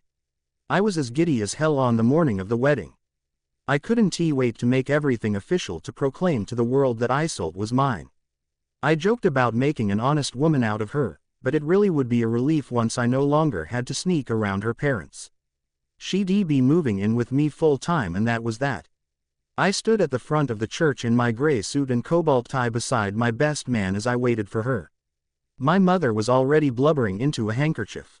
I had no idea how she would survive the ceremony. I could hardly breathe when the organ music began reverberating through the stone room. The bridesmaids came in first, clothed in floor-length dresses, the color of which matched my tie. They walked gracefully in time with the music to the front of the aisle, carrying their blue and white cascading bouquets. I heard the appreciative murmurs of many young wizards as they took in the lovely girls. Maybe I'd set a trend. My heart pounded against my ribcage when, suddenly, I spotted her. There she was, right there, at the end of the aisle on her father's arm, looking more beautiful than ever in an ivory-aligned gown, made up from layer upon layer of Chantilly lace. It had sheer tulle elbow-length sleeves, too, with floating lace patterns. Isolde's golden hair was loosely pinned up and decorated with a small number of white flowers. My mother had temporarily removed the slash of color, insisting that it clashed with the color scheme. I didn't mind, as long as she charmed it back in afterwards. She looked as nervous as I felt as she stepped towards the front of the church. Her beauty blew me away, and I couldn't help but grin throughout the entire wedding march. My expression seemed to relax her, and it wasn't long before hers was mirroring mine. We said our vows before our family and friends. Isolde had to speak through tears. I held her hands in mine and waited patiently for her to get the words out. When the priest finally said the sealing words, I kissed her as passionately as was courteously possible in present company, whilst the guests whooped and cheered. "Oh, did ya see dat, Tomas?" I heard my teary-eyed mother say. "Did ya see?" "I did, Bridget," replied my dad. "Dey finally did it. Our work here is done." The celebrations went just as well as the ceremony. We had our reception in an old Irish manor, one big enough to hold our 227 guests. In short, everyone got merry, danced a lot, and boomed with laughter during the speeches. I was the butt of many jokes. Kingsley remarked that he was surprised I'd found such a sweet and lovely bride for a long time. He believed I'd end up with a scaly, fire-breathing dragon. Only half of the guests understood the reference, though they all laughed at the joke. My wife and I departed the celebrations in a cheer-filled storm of blue and white confetti. A wizard was waiting outside the manor in a sleek, unobtrusive Mercedes. Our family and friends waved us as he drove us away. We were dropped off a few miles from the manor, where we apparated back to the cottage to retrieve our luggage and change for the journey. I was all for traveling via the flow, but Isolde wanted me to experience aeroplanes. I was a little dubious when I saw the big metal birds, more than a little baffled as to how such bulky contraptions could make it off the ground. In the end, I was glad I decided to go along with it. The takeoff was exhilarating, and more than a little fascinating. Isolde tried to explain the physics of it all, and pointed out the window to the massive propellers. After 45 minutes, I'd finally grasped the basic science behind it, and spent the rest of the journey with my nose pressed to the little plastic hole, looking down at the thousands of twinkling lights. Never before had I traveled to such altitudes. You just couldn't do it with a broomstick. When we arrived at the Kefalonian airport, it took us 20 minutes to get through customs, and then an additional 10 to retrieve our luggage. We left the building then, and disapparated as soon as we located a quiet corner away from the eyes of the public. Isolde squealed when we appeared at the top of the cliff. The air was warm, even with the late hour, and I could hear the chorusing of nearby crickets as they enjoyed the night. Above us, the sky was clear, revealing the stars and moon, the light of which was mirrored by the black glassy ocean beneath. The villa seemed to possess a subtle aura as it, too, reflected the silvery glow off its white painted walls. It was a 2-story building with terracotta roof tiles and blue window shutters. Inside, there was a pretty courtyard with dozens of potted flowers, along with a circular dining table. The lights had been left on first by the owner. By the door, he had a small safe installed. I didn't bother with the combination, and instead opened it with a flick of my wand. A shiny brass key was there waiting for us. Isolde giggled when I carried her over the threshold. I kept her swept up in my arms as we took our first tour of the villa. "Ah, Brone, it's even better than I imagined," she said when we entered the kitchen, where there was a traditional hearth for cooking, and a large wooden island to prepare food, over which hung lots of different-sized pans and various cooking utensils. "Now this is what I am talking about," I said as we made it into the bedroom. It had a very large bed by one wall, which was surrounded by a thin mosquito net hanging from ceiling to floor. The walls were white like the bedding, whilst the floor was wood-paneled, the color matching the bed frame, the cupboards, and the wardrobe. The full-length shutters opened out onto a decently sized balcony that overlooked the sea. Carefully, I lowered Isolde onto her feet, and went to open them. "Hey, we have a great view," I told her. I felt her arms slide around my waist as she peeked out over my shoulder. "You're right," she whispered in my ear. "It's gorgeous. I don't think we could have found anywhere better." Her breath on my skin immediately had my absolute attention, and I found that I could no longer appreciate the unspoiled landscape before me, for my thoughts were drifting elsewhere. I turned and placed my hands on her shoulder, before slowly pushing her in the direction of the welcoming bed. "Why don't you stay here and get comfortable, whilst I go down and see to the luggage? It's still outside. Leave it there," she urged with a smile, pulling my face to hers. "No one is going to steal it." "Tempting," I chuckled. "Very tempting." I asked the owner to stock the fridge though, and paid him a little extra for champagne. I'll be back in 5 minutes with supplies. I laughed more loudly when my words caused Isolde's stomach to rumble. She must be hungry too. All right, but hurry back, Mr. O'Friel. My wife pulled my collar more firmly, until I was leaning over her on the edge of the bed, locking me in a deep and heated kiss. Her fingers wove through my hair, clutching the back of my head. I groaned and grasped her hips, my thoughts propelled into a sudden frenzy. All too soon, the kiss ended, leaving Isolde smirking mischievously up at me. "There's your motivation. Hurry back," I repeated. "Got it," and then I bolted from the room. "Love you," she called. "Love you more." With that, I ran down the stairs and out the front door, where I took hold of our things and carted them inside. Then I went to the kitchen and set about preparing supper. I found fresh bread, which I cut into thick slices, and smeared with honey. I filled a small bowl with Greek yogurt too, and another one with red and green grapes. Upstairs, the bed gave a sudden creak. I smiled to myself as I imagined Isolde testing the springs. I'd be reviewing them with her soon, very soon. After pouring champagne into 2 flukes, I transferred the bottle back to the ice bucket to chill, and set about tidying up. Finally, when the place was as clean as it had been to begin with, I slid the bucket under one arm, and charmed the tray into the air, humming merrily as I made my way out into the courtyard, where I climbed the stairs up to the next floor. "I hope you're hungry," I called, maneuvering my way towards the bedroom.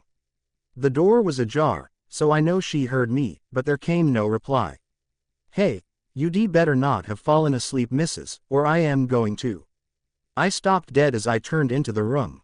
So did my heart. My wand and the ice bucket slipped from my grip automatically, whilst the tray of food fell from air, all of it crashing down onto the floor at once, glass and china shattering together in a terrible cacophony. I felt the yogurt splatter my toes, I felt the champagne on my legs, I felt the tiny shards of glass as they penetrated my skin, ricocheting off the floorboards. Everything was tumbling around me, both literally and metaphorically, for there on the bed, the netting pulled back to give me the full horrific view, was Isolde, her dead green eyes staring up at the ceiling, her skin deathly white from blood loss, her lips purple like a corpse's. And there, on her neck, was a defiled circle of skin, where teeth had penetrated the silky membrane, cutting through to the current of blood surging beneath. Crimson stained her chest. It stained her clothes. It was everywhere, save for the place that it should have been, within my wife, keeping her strong and healthy, locking her life inside of her. And then I saw it. I saw the thing that was destined to haunt me for the rest of my life, a small yellow post-it note, stuck to the side of her cheek. It had my handwriting on it. My guts churned inside of me when I realized what it said. "I win." Bile shot into my mouth so quickly and forcefully that I didn't have time to double over. The smell of stomach acid mixed with blood had me vomiting even more violently a second later. Those first few minutes were the most horrendous I had and would ever experience.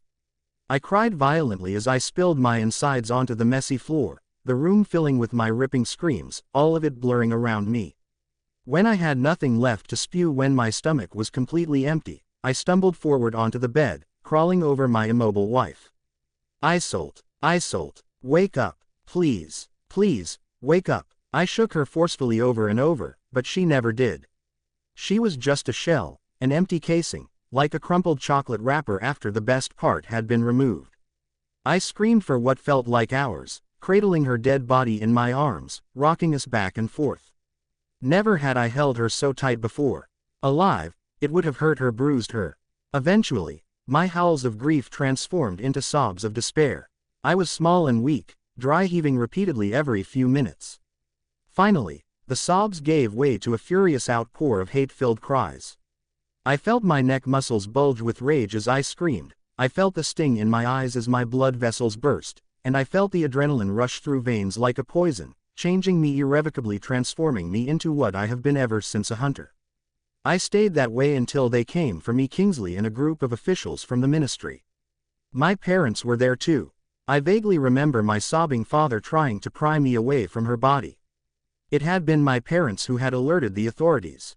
They stayed up later than usual, both snuggled up by the fire with their novels and their reading glasses, checking the globe every now and then to watch our journey over Europe.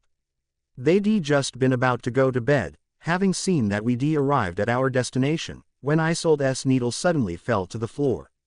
My mother had broken down immediately, knowing instinctively what it had meant. My father, on the other hand, had clung to hope, and did his best to quieten the wails and howls of his anguished wife. I don't remember much of the following hours. My mind was too preoccupied with its plot for revenge. My parents tried to convince me to go home with them. They were afraid of what I'd do. I wouldn't have it though. How could I go home when the monster who had snatched everything from me in the space of 5 minutes was out there, somewhere in the world, laughing smugly to himself, having completed his sick game? Everything suddenly clicked into place. He'd been watching us for over a month. That's how he'd known where to find us because he'd been the one who kept opening Isolde's window, sneaking into her room each night so that I would know so that I'd know he'd seen the holiday brochure with the picture of our villa. And how had he found me in the first place? My accent, I guessed. Anyone who met me would know I was Irish. I am not going home with you, I croaked in a lifeless voice. I am going after him, the one who did this. I won't rest until he's ash. Any vampire I take down along the way, all the better. But bridge our own, my mother sobbed, hyperventilating. Why you don't even know WHWH who? I know who he is, and one way or another, he's going to burn. Then, without so much as a goodbye, I sprinted away from my parents and phased out of my humanity, welcoming the canine senses that would keep me occupied for the next decade. The ground flew away beneath my feet, and my hunt began. EPOV. A tempest changed into stirring within me. Wave after wave of searing rage battered my frame from the inside, like darkish, sinister waters whipped into a savage fury through tormenting gales. The face of Isolde's murderer interrupted my imaginative and prescient, blotting out the eccentric cliff residences bordering the meadow. I could not see the pretty, little snowdrops interspersed all through it, nor the creatures that had made it their domestic. The scene before me was absolutely obscured, eclipsed through the picture of a familiar pink-eyed monster. The chair arm crumbled underneath my grip, till it turned into little more than sawdust inside the grass. Every other jolt of searing hatred hit me like an electric shock because the creature sneered, his bloodless lips curling up tauntingly. James. Beside me, Brone changed into hunched forwards, his head in his arms as he continued to relive the worst hours of his existence. His agonized sobs fueled my hatred, summoning dark memories of my personal, from a time after I had narrowly escaped a similar fate. There has been no adjective inside the English dictionary powerful sufficient to encapsulate the severity of the ensuing feelings. Had I been human, that form of fury could nearly sincerely have killed me. Every part of my frame might have hemorrhaged with the force of it, leaving me to die in a bloody pile at the floor, one extra victim of the demon who had already destroyed such a lot of lives. My acidic snarls startled the wizard, rousing him from his hopeless depression. He stared apparently in my route, pressured as to why a vampire would display one of these strong reaction to the sorrows of a mortal. He failed to remember that I had very nearly been the following Brone. He didn't understand how close the equal evil creature had come to destroying my life. I may want to pay attention his disappointment. If James had won the battle, I would have suffered the identical horrible desolation. Most effective it would have been 1,000-fold, deeper and greater treacherous than the darkest reaches of the sea. That monster, I spat fiercely. I have met him earlier than. For one unmarried beat, the wizard became taken aback into absolute stillness. I heard his surprise shatter into rage a moment later, which changed into why I expected his attack. He launched himself from his chair, screaming as he dove at me, all purpose abandoned. You understand him, he screeched, snatching at my shirt. That murdering son of a complain. I did briefly. My reply most effective served in enraging him similarly. Great pals had been you. A bellowing growl automatically erupted from my chest. Not in 1,000,000 years. Brone stumbled backwards, freeing his preserve on my shirt, however his caustic expression did not alternate. I do not believe you, he whispered. You are all of the equal. I recognize that's what you need to agree with, but it isn't always exactly real. The vampire who killed Isolde introduced distress upon my own family too. That taken aback him. His face slackened with wonder, and for a second, I think he believed me.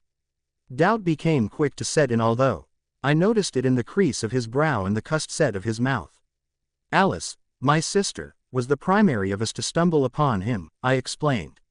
She doesn't forget her human existence, due to the fact she spent the remaining of it in an asylum, present process surprise remedy. At the same time as a human, she had an experience of the future. That wasn't something her mother and father liked, in order that they had her locked up. The treatment have dispatched her insane. There's no other cause of her amnesia. I growled, my voice growing more deadly, turned into the motive she became a vampire in the first vicinity. Brone stared in disgust. I couldn't pay attention his mind anymore, for he was blocking off me out again, but I knew he turned into too drawn in by means of the opportunity that I was telling the reality, and so I endured uninterrupted. One of the contributors of body of workers running there was a vampire too. I will handiest guess that he was a vegetarian like us, otherwise he wouldn't had been capable of painting so carefully with humans without risking exposure. When he arrived and stuck Alice's fragrance, he would have destroyed her. However, the vegetarian had grown fond of my sister, and so he blanketed her. He became her into what she is now to save her from him, and for that, he was killed. James took his revenge. Brone's eyes grew massive as he recognized the name.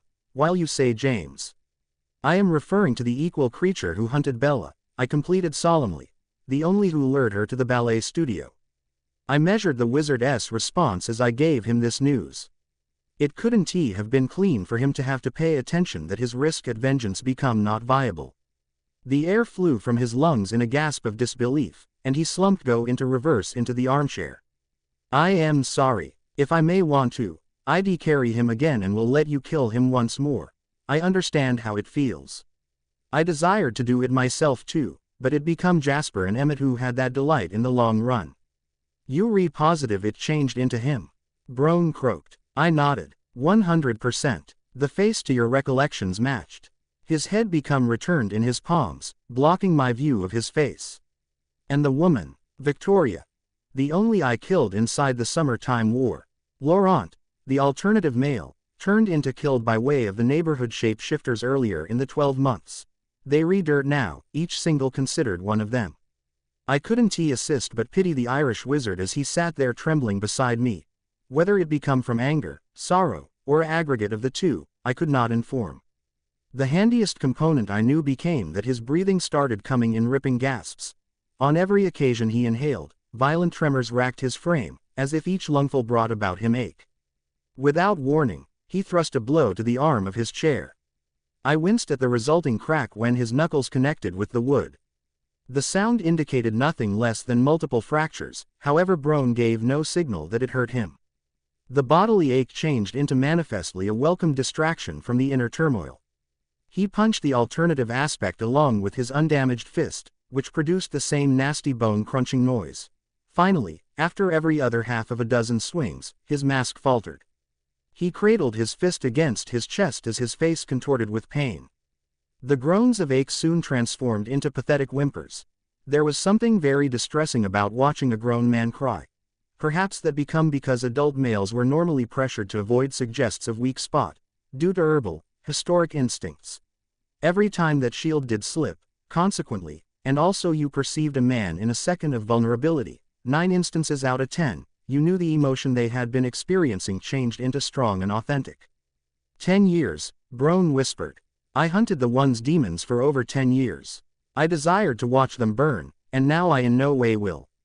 I shouldn't have provoked them. It changed into all my fault. No, I answered fiercely. The wizard met my gaze with responsible eyes. The be aware you left would not have made a bit of distinction. James nonetheless could have hunted you once he determined you were to be his meal. He become a tracker. He never allow all and sundry escape. After he discovered you, each you and Isolde could have died. The only reason why he did not kill you turned into because he desired to rub it for your face. Either manner, your wife nevertheless might have misplaced her existence. You do not know that. Yes, I do. I heard his thoughts. I recognize what he was like. Monitoring became a game to him. It changed into how he exceeded the time. Brone grunted with abhorrence. He changed into sick and twisted. I am no longer going to dispute that. The two people fell into silence, neither folks quite understanding what to say. I guessed it made the vampire-hating wizard uncomfortable to recognize he had something in not unusual with me. He gazed on blackly at the cliff as he pondered my recent revelation. Within the tent, Cormac was loud night breathing loudly. His goals were lewd and predictable. I rolled my eyes. At the least mine had possessed a diploma of tenderness whilst I would been taking the napping draught. The boy honestly knew nothing of love. The heady scent of sparkling blood set my mouth afire, but the temptation changed into minimal. Nothing in comparison to Bella's divine aroma. I peeked at Bron's wounds as he persevered to deliberate. His knuckles have been battered, the torn flesh wet with a red sheen. I wondered in short why he failed to fix his injuries. I was sure he knew the way to, but, obviously, he became too preoccupied along with his thoughts now to restore the broken bones and tissue. I am satisfied he is lifeless, he admitted a minute later. I suppressed a sigh of alleviation. I wanted to kill him myself. However, the probabilities of actually succeeding earlier than old age set in have been narrow at satisfactory. I nodded. After that day, I was long past for a long term. It changed into difficult to music them. At first, there have been handiest scents to observe, and they ended on the island's Japanese coast. I apparated to the mainland after that, and searched the beaches for a path. I picked one up close to Agrinio, and observed it up into Macedonia, where the pair rendezvoused with the 1-3 vampire. Laurent, I guessed. He tended to exclude himself from James' perverse missions. Victoria could have been the only to accompany him. What befell subsequent? Bron inhaled a shaky breath, and proceeded with his history. He tracked the vampires up via Serbia and into Romania. From there, they went east. Sadly, the vampires were a lot faster, and they received an awesome lead on him. By the time he made it into Ukraine, their scents had been erased through numerous rainfalls and heavy snow. He failed to surrender his search though, and apparated from one vicinity to any other in the hopes of finding a sparkling path. In the end, his finances have been depleted to the factor where he could not afford food, apparel, or shelter, and changed into compelled to go back domestic. The ministry had already looked after the whole thing by the time he got lower back. The Fitzpatricks and the villagers had had their memories successfully wiped. The most effective evidence that Isolde had ever existed changed into a gravestone in a graveyard some miles from the wizard's home village. That and her fragrance. It was all over his house. Hers, too, glaringly. He handiest paid one go to her domestic when her parents were out. What he discovered there showed his fears. James were in her Isolde's bedroom. The stench crammed his nostrils while he morphed. It was for that reason that he failed to pay the area a 2D go-to. Bron never back to his job in the Welsh Dragon Reserve. He drew no satisfaction from the idea of resuming his care of the scaly creatures, due to the fact his mind have been dominated by using the choice for revenge. While Kingsley presented him a task within the Aura branch, he took it, knowing the chance of bringing murderers and villains to justice might show a lot extra pleasurable. In his spare time, he continued the hunt. It become another 8 years before he stuck the scent of the vampire trio again. He befell throughout it one summer in Quebec, and accompanied it down throughout the American border. Unluckily, the growing risk posed by means of the loss of life-eaters pressured an early go back home, and he never encountered the trail of James, Laurent and Victoria once more. Did it harm them? Bron asked darkly. They had been torn to portions and burned, I reminded him. I am positive it did. What am I imagined to do now? He asked himself. I knew higher than to indicate he pass on. If each person had stated that to me head to head after Bella had dove from the cliff, I'd quite virtually have maimed them. I do not know. In preference to try to trouble useless words of consolation, I left Bron to his thoughts, and returned my interest to Alpheus Truman's domestic. It turned into region to 6 and the sky was still indigo. A groan from in the tent interrupted the quiet, and Cormac soon graced us together with his presence.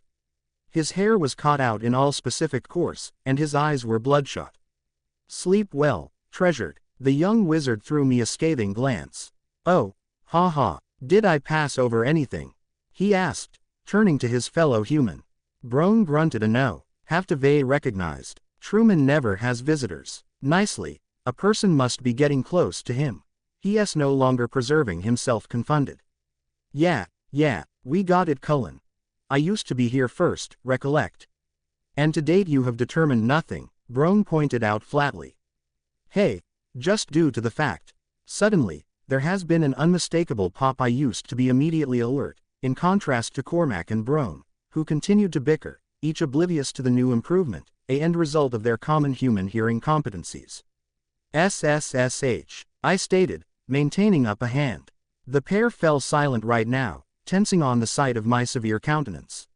I listened carefully, sensing movement inside Alpheus' residence. The wizard, had but to get off the bed, and became still sleeping, dreaming of pigs in blankets. I searched the room for any other mind, however hit a wall. I pulled out immediately upon listening to an unexpected gasp. What is it? Brone pressed lowly after I cursed. Someone simply apparated into the residence, I advised him. Whoever they are, they re-in a Cullens. I suppose they need to have sensed me. Damn it, my sentiments precisely. Think it's the same character who attempted to discourage the research on Halloween. Who? Cormac cut in, carrying a harassed expression. I overlooked him, maintaining my recognition on the aura. Possibly. I shrugged. Is it ordinary to apparate into someone else's domestic unannounced in the early hours? Brone furiously shook his head. Overlook the early hours. It's not every day to apparate into someone else's home unannounced. Complete stop. It is the equal of bashing down the door. I nodded. That became what I would been looking forward to. The person inside the house changed into standing as still as a statue. I could not pay attention his featuring towards the floor, however I may want to make out his coronary heart, which had flown into overdrive. After some more moments, he worked up the courage to shift his toes. 3 seconds later, a head poked via Alpheus' bedroom curtains. Cormac gasped, while Brone's jaw clamped shut, his tooth grinding collectively in fury. Properly. What a surprise. You don't sound especially stunned, I murmured, preserving my eyes locked on our shifty new suspect. Saber, Alpheus' work colleague, fleetingly scanned the meadow, trying to find any viable hazard. As expected, he observed nothing. How could he whilst my accomplices and that I have been hid via magic? While he concluded it was safe, he visibly comfy, sighing with alleviation, earlier than turning his lower back to the window and on foot inside the course of the mattress. Kingsley's been suspicious of him from the start, Brone hissed. I arched an eyebrow questioningly. This was the first I might heard of the minister's distrust. It regarded like too much of a coincidence that Saber might begin doing Shirley properly for himself simply as his largest rival commenced dropping it. But then, when we started out tracking him more carefully, he never did anything to indicate there was any substance to our principle. He didn't try to slip away to warn all and sundry of Destiny operations, and after the ambush in Devonshire, in which those Aurors were killed via the Fiendfire, Kingsley and that I could not see how he should have had anything to do with it. Perhaps it is why the Dying Eaters wanted a person else to bypass on records, I guessed in acerbic tones. They failed to want to draw too much attention to Saber. My mind was already operating beforehand. Saber, being the contemporary #1 contender for the placement of head Auror, changed into constantly in the limelight. It would not were smart, therefore, for him to position his function at danger, despite the fact that he becomes secretly running for the competition. It changed into too volatile, and he may want to easily get caught. If I were the enemy, I would have carried out the entirety I should to preserve his excessive ranking role inside the ministry. It would genuinely make seizing command less complicated later on. However, then, that could imply the Dying Eaters might want a person else to pass on statistics. If Saber become one of the, then I had just found the identity of the wizard who had tortured Bella. My muscle groups bunched mechanically. He is a useless man. Immediately, a hand got here down on my shoulder. My eyes snapped to the Auror. Did he virtually suppose he could restrain me? From the appearance on his face, I doubted that.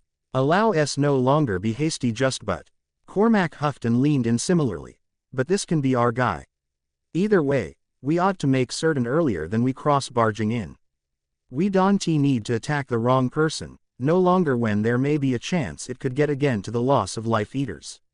I nodded, realizing the good judgment of Brone's reasoning. That did not necessarily mean it became smooth for me to comply, and I found myself digging my hands into the earth to try to maintain myself in vicinity. I desired not anything greater than to repay Bella's assailant. He's nonetheless inside the bedroom, I stated. Cormac shuddered. Creepy. The ground boards creaked underneath his feet as he shifted his weight. I could listen the material towards his skin. It wasn't the identical rhythmic sound occurring when someone walked. If something, I guessed that the man must be rearranging his robes. There has been all of a sudden the sound of something scraping in opposition to metal, which at a loss for words me for a 2D. The mystery becomes solved as I remembered something I had once studied within the prophet Iago Cleton, nicknamed Saber with the aid of his colleagues for the sword-like sheath wherein he incorporates his wand. I jumped back into Alpheus' thoughts instinctively. He turned into nonetheless dreaming about pigs in blankets, although inside the literal sense. Something abruptly cut the air with a quick swish, and the drowsing aura changed into not visualizing tucked-up Baron Verulam. For a moment, his thoughts went completely black. I recognized the impact from my journeys to the clinic, each time I have been visiting Carlisle or taking element in further scientific education. It jogged my memory of the way that sure capsules, like morphine, for example, impair cognitive abilities. I assume you have been proper, I told Brone, unable to preserve the anger from my voice. Alpheus is being kept in an everlasting state of confusion. I would bet all the cash in the International that Saber just confounded him. The aura hissed, all of the better to govern the ministry whilst the biggest hazard is rendered vain. And Alpheus in no way might be suspected Saber. He depended on him, due to the fact he fought in opposition to fought against you realize who, although thinking about it now, he simplest ever injured loss of life eaters back then. In no way captured one. You suspect he has been gambling you all this time. Brone ground his tooth and shook his head. No concept, but it's seeming more and more probable. There may be a easy technique to all this, you already know, Cormac voiced, arrogantly elevating his chin a fraction. He smiled smugly once I arched an eyebrow. Why do not we test him for the darkish mark? If he's considered one of them, he's going to have it for positive. Brone scoffed. That doesn't mean it will likely be visible. They all diminished the ultimate time when he vanished. They may be related specially to him. Now that he's gone, so are they. The ambitious young wizard grunted with ostensible nonchalance. His embarrassment rang in my ears though, but I used to be too on aspect to find any entertainment in it. He shuddered in opposition to the cold and extracted his wand from his pocket, earlier than conjuring a second blanket, which he wrapped tightly round himself, tucking his knees into his chest. What is going on now? Asked Brone. I felt my eyes slim in attention. The simplest things swirling through Alpheus' mind now were kaleidoscopic shapes and hues. The sound of something scraping against metal reached my ears over again, indicating that Saber changed into resheathing his wand. Alpheus, he said silkily. His voice changed into acquainted. I used to be wonderful I'd heard it before, however the harshness that had filled the mystery villainess on Halloween become no longer gift, so I could not make sure that the two have been the identical. Alpheus, awaken, slowly. Faded chiseled features and a mop of dark hair came into view as the discombobulated wizard opened his eyes. Saber's face became filled with fictitious difficulty. Are you okay? Huh, are you all right? Alpheus blinked in puzzlement. No, I am Truman. Are who you? Due to the fact I was waiting for it, I failed to miss the faint twitch on the corner of Saber's lips. He smothered the smile before it had chance to develop and shook his head. You a humorous one, Al. You already know that. No, absolutely, are who you. Come on, time to arise, are we going to be overdue for paintings? You already know we must be in early. However worn out I am nonetheless. Saber firmly grabbed Alpheus' arm and pulled him away from bed. The wizard wobbled on his toes and stumbled against the closest wall, whilst his colleague threw open one of the inbuilt wardrobes and pulled out a couple of fresh trousers, a darkish sweater, and a floor-length muddy-colored coat. Here, put those on, Saber advised, throwing them to Alpheus, who failed miserably in catching them. Want do not those. Going mattress to back, it really is how it persisted for the subsequent 15 minutes. The suspect guided his incoherent sufferer down the rocky stairs and into the kitchen, wherein he sat him at a small wood table. Saber is making Alpheus poached eggs. Cormac scoffed. Wow, evil to the bone. Oh, grow up, Brone spat, twisting in his chair. The boy flinched on the acid in his voice. Cannot you spot what's going on right here? Alpheus is just too out of it half the time, a good way to look after himself. Saber has to keep him in fairly first-rate situation or he'll simply appeal to in addition attention. He is probable too confused to parent out how to feed himself. The ore wasn't a long way from the truth. Alpheus turned into clumsily attempting to shovel the eggs into his mouth with the wrong quid of his knife and fork. Eventually, after some infuriating chuckles, Saber set him proper, and talked about the mistakes in his sentence shape. Alpheus shook his head to be able to clean it, before realizing his mistakes. Guess I am no longer getting enough sleep in any case. What time did I visit mattress? I do not even recollect climbing in. Weird. At Area to 7, the pair disapparated. I doubted that Alpheus would arrive at the appropriate vacation spot first time, and, without a doubt, I failed to suppose Saber cared if he did or didn't. He just wanted to ensure the coolest wizard became appreciably confounded, nicely fed, and that he wasn't turning up to work together with his underpants on his head. That changed into my concept anyway. What now? Requested Cormac, his eyes nevertheless glued to the cliff. Are we going in? Brone shook his head. No point invading Alpheus' personal area. All we want to do is discover whether or no longer Saber's non-public heady scent suits that of the man who attacked Isabella Swan on Halloween. If we do this at the ministry, we are able to understand him straight away. I bristled at the suggestion. As much as I wanted to take down Iago Cleedon, I was turning into greater conscious of the ache produced with the aid of the absence of Bella. I needed to recognize that she changed into I had to see her face. My head became swarming with masses of what-ifs, and simplest a brief reunion would be enough to settle my growing sense of unease and panic. It turned into for this reason I insisted we rendezvous with Kingsley on the clinic. We could document our discovery, and I would get to look Bella. All we need to do is hold this amongst ourselves for a few hours. That manner, Saber will have no manner of knowing we are coming for him. Why some hours? Cormac demanded after collapsing his tent. Cullen, we must go as soon as. I need to look Bella, I interrupted, addressing the unsure Orr, who absolutely discerned the plea in my tone. Though I could nevertheless feel his aversion to me, something in my expression and voice should have trigged his understanding, because he nodded in settlement, his face softening in light of my modern-day quandary. If it were Isolde in Bella's location, he could have completed the equal. As soon as the whole thing became packed up, we left the lightening meadow and back to St. Mungo's, wherein the minister became anticipating us. We met him returned in Harry's ward. Maximum of the Weasleys had been gathered there when we arrived. They had been all surrounding Mrs. Weasley, who needed reassurance and aid greater than every other in the room. The simplest lacking were Charlie and Mr. Weasley. Fleur Delacour and Hermione had been also present, seated on both facets of the center elderly witch, who persevered to stare on at the men with tortured eyes. I at once searched for the thoughts of my father. He wasn't wherein I'd expected him to be, although, in preference to the first floor, he became at the fourth, staring down upon a napping lady with wispy gray hair. I knew her face. Now not only had I seen hers and her husband's in Carlyle's mind 100 times before, the resemblance she bore to her son become so sturdy, it turned into not possible to mistake. The lady turned into Alice Longbottom, and Carlyle had been working on her case considering that his placement at St. Mungo's had all started. Why become he not nonetheless alongside Bella? Panic swelled via my chest. I instantly started out looking for some other familiar thoughts. Alice pulled me in. Is killing me. I want to get her out of those rags and quick. Perhaps the healers would let me draw the curtain, so I should placed her into something less repulsive. I should have handled that t-shirt when it became simply bland, however she looks as if she's just jumped out of a curb horror. I sighed in alleviation. Things had absolutely were given better due to the fact that I might left. My sister's mind never could have stepped forward to the level they have been at now had Bella's condition failed to enhance.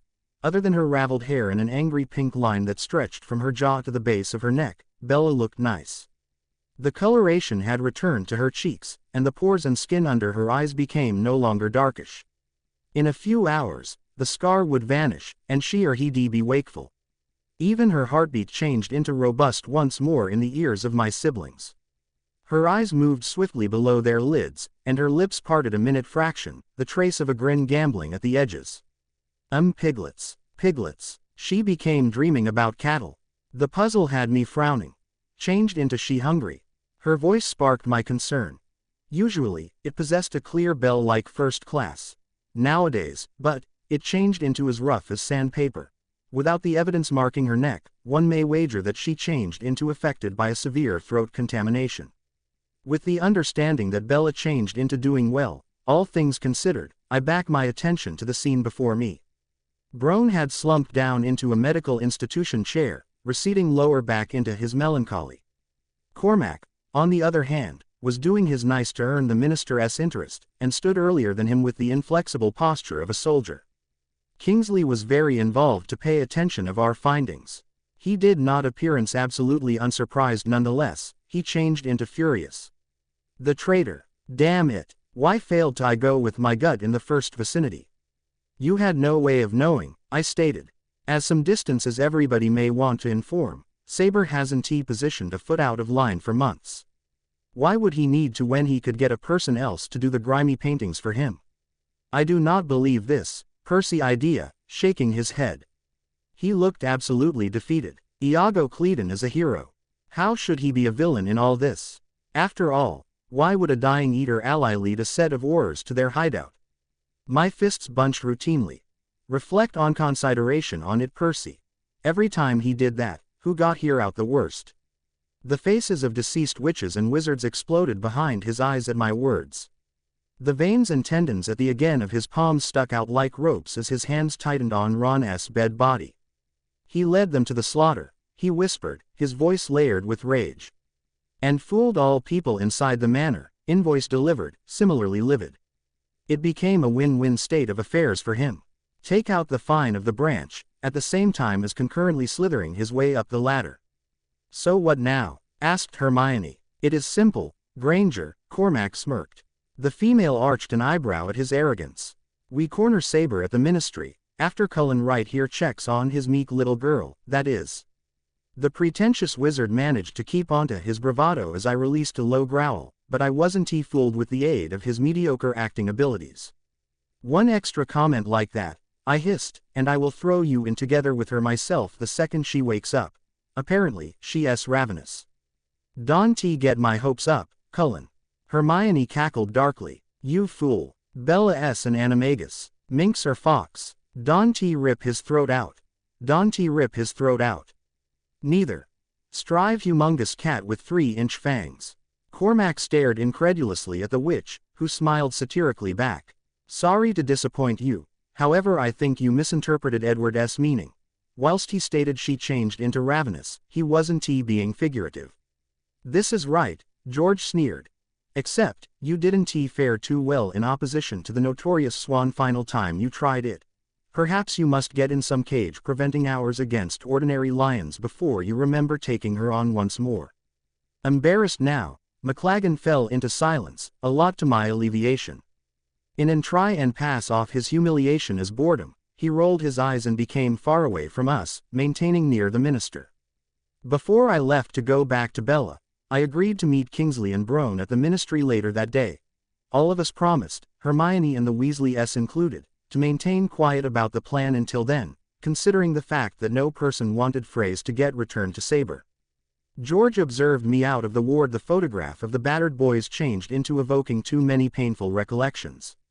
Suppose I am going to head and song down my dad. With the entirety it truly has been taking place currently, he's agitated at the fine of instances. I nodded. Understandable. We became out into the reception area, wherein we paused to bid each other farewell. A deep furrow had shaped between George's eyes. This commercial enterprise with the loss of life eaters is taking its toll on absolutely everyone at the ministry, Edward. My father isn't always even inside the Auror branch and he's feeling the effects. Mum thinks he is approximately to have a worried breakdown. If he is not retreating to his shed to fiddle together with his new Sonny Erickson, he's talking to himself approximately this, that and the alternative. And what the bloody hell is predictive texting besides? George abruptly exclaimed. I notion muggles did not exercise divination. The picture of Mr. Weasley hunched in an armchair, bent over his mobile smartphone, filled my head. His son painted him with an obsessive appearance in his eyes, as if the message he manner typing became the most critical issue in the international. No, I spoke back, quickly distracted. It's only a specific manner to jot down electronically. I am not even going to fake to understand what which means. I chuckled lightly, but the comedian remedy did not last long. Your dad will in all likelihood be with Charlie. George smiled appreciatively. Yeah. It is who I heard about this most recent mess from. He burst into the store and advised me. I was tucked up in mattress at the time. Idea a person had come to thieve my products. It did not flip out too properly for bad antique dad. I noticed the scene play out in his thoughts. The unlucky Mr. Weasley had inadvertently been the only to check his son's new prototype hiccuping haze, which burst from a small grenade while the trigger became released, causing all of us who inhaled it to hiccup themselves into the air, in which they floated for a great 5 minutes. Sadly, George had charged rapidly into the room, one too mad after being disturbed from his bed via a capability criminal, and had aimed a spell at his father, not able to correctly make out the man through the blue shroud that obscured him. Due to that, alongside the violent hiccups, Mr. Weasley had additionally fell prey to the Bat Bogey Hex. I am positive he'll have forgiven you by now, I informed him. Both way, George shrugged, running a hand through his hair. I'd better pass locate him. I doubt he will be heading to the ministry today anyway, but I need to warn him all the equal. I nodded. As long as it goes no in addition than your family. We would not, George concept to me, his expression hardening. My circle of relatives turned into a part of the Order of the Phoenix, Edward. No one in that room could supply the plan away. I realized that, I assured him. Properly, except for McLagan, that is, but Kingsley will preserve him in his attractions all day, I am sure. With that, we parted methods. George went off to discover his older brother and Mr. Weasley, whilst I rushed back to the Die Llewellyn ward to rejoin Bella. Charlie changed into there once I entered, seated along Bella's bed. His eyes had been bloodshot and puffy, because of both anxiety and absence of sleep. He began as I walked through the door, moving forwards in his chair. In which way you been? He wondered. His voice wasn't too harsh, but I ought to sense the frustration in it. He expected me to stay with Bella while she recovered. Crossing quickly over to the mattress, I sat down contrary him and took his daughter's hand in mine, mirroring his pose. Bella's buddies were hurt, and all people as satisfied that demise eaters are behind it. I am sorry, Charlie. I failed to want to depart her. The best aspect that could ever encourage that could be the possibility that doing so may want to assist shield her inside the destiny. I am now not positive you may, he replied, in a voice loaded with ache. The seer changed into right. It's as if there may be a blade placing over her life, equipped to fall at any minute. Alice released a sensitive chuckle. I do not consider a word of it. There may be handiest one component that brought all this on final night, and that became the stupidity of the wolves. Divine manipulation would not even come into it. Jacob bristled at the back of Charlie's chair. For a second, I was afraid he'd lose his hold on himself, and that his trembling would bring about dangerous effects. He thrust his anger away though earlier than Jasper's resource changed into important, reminding himself that he agreed with my sister. The fortune teller's right. The percent did act stupidly final night time, and I used to be a moron for insisting we go inside the first place.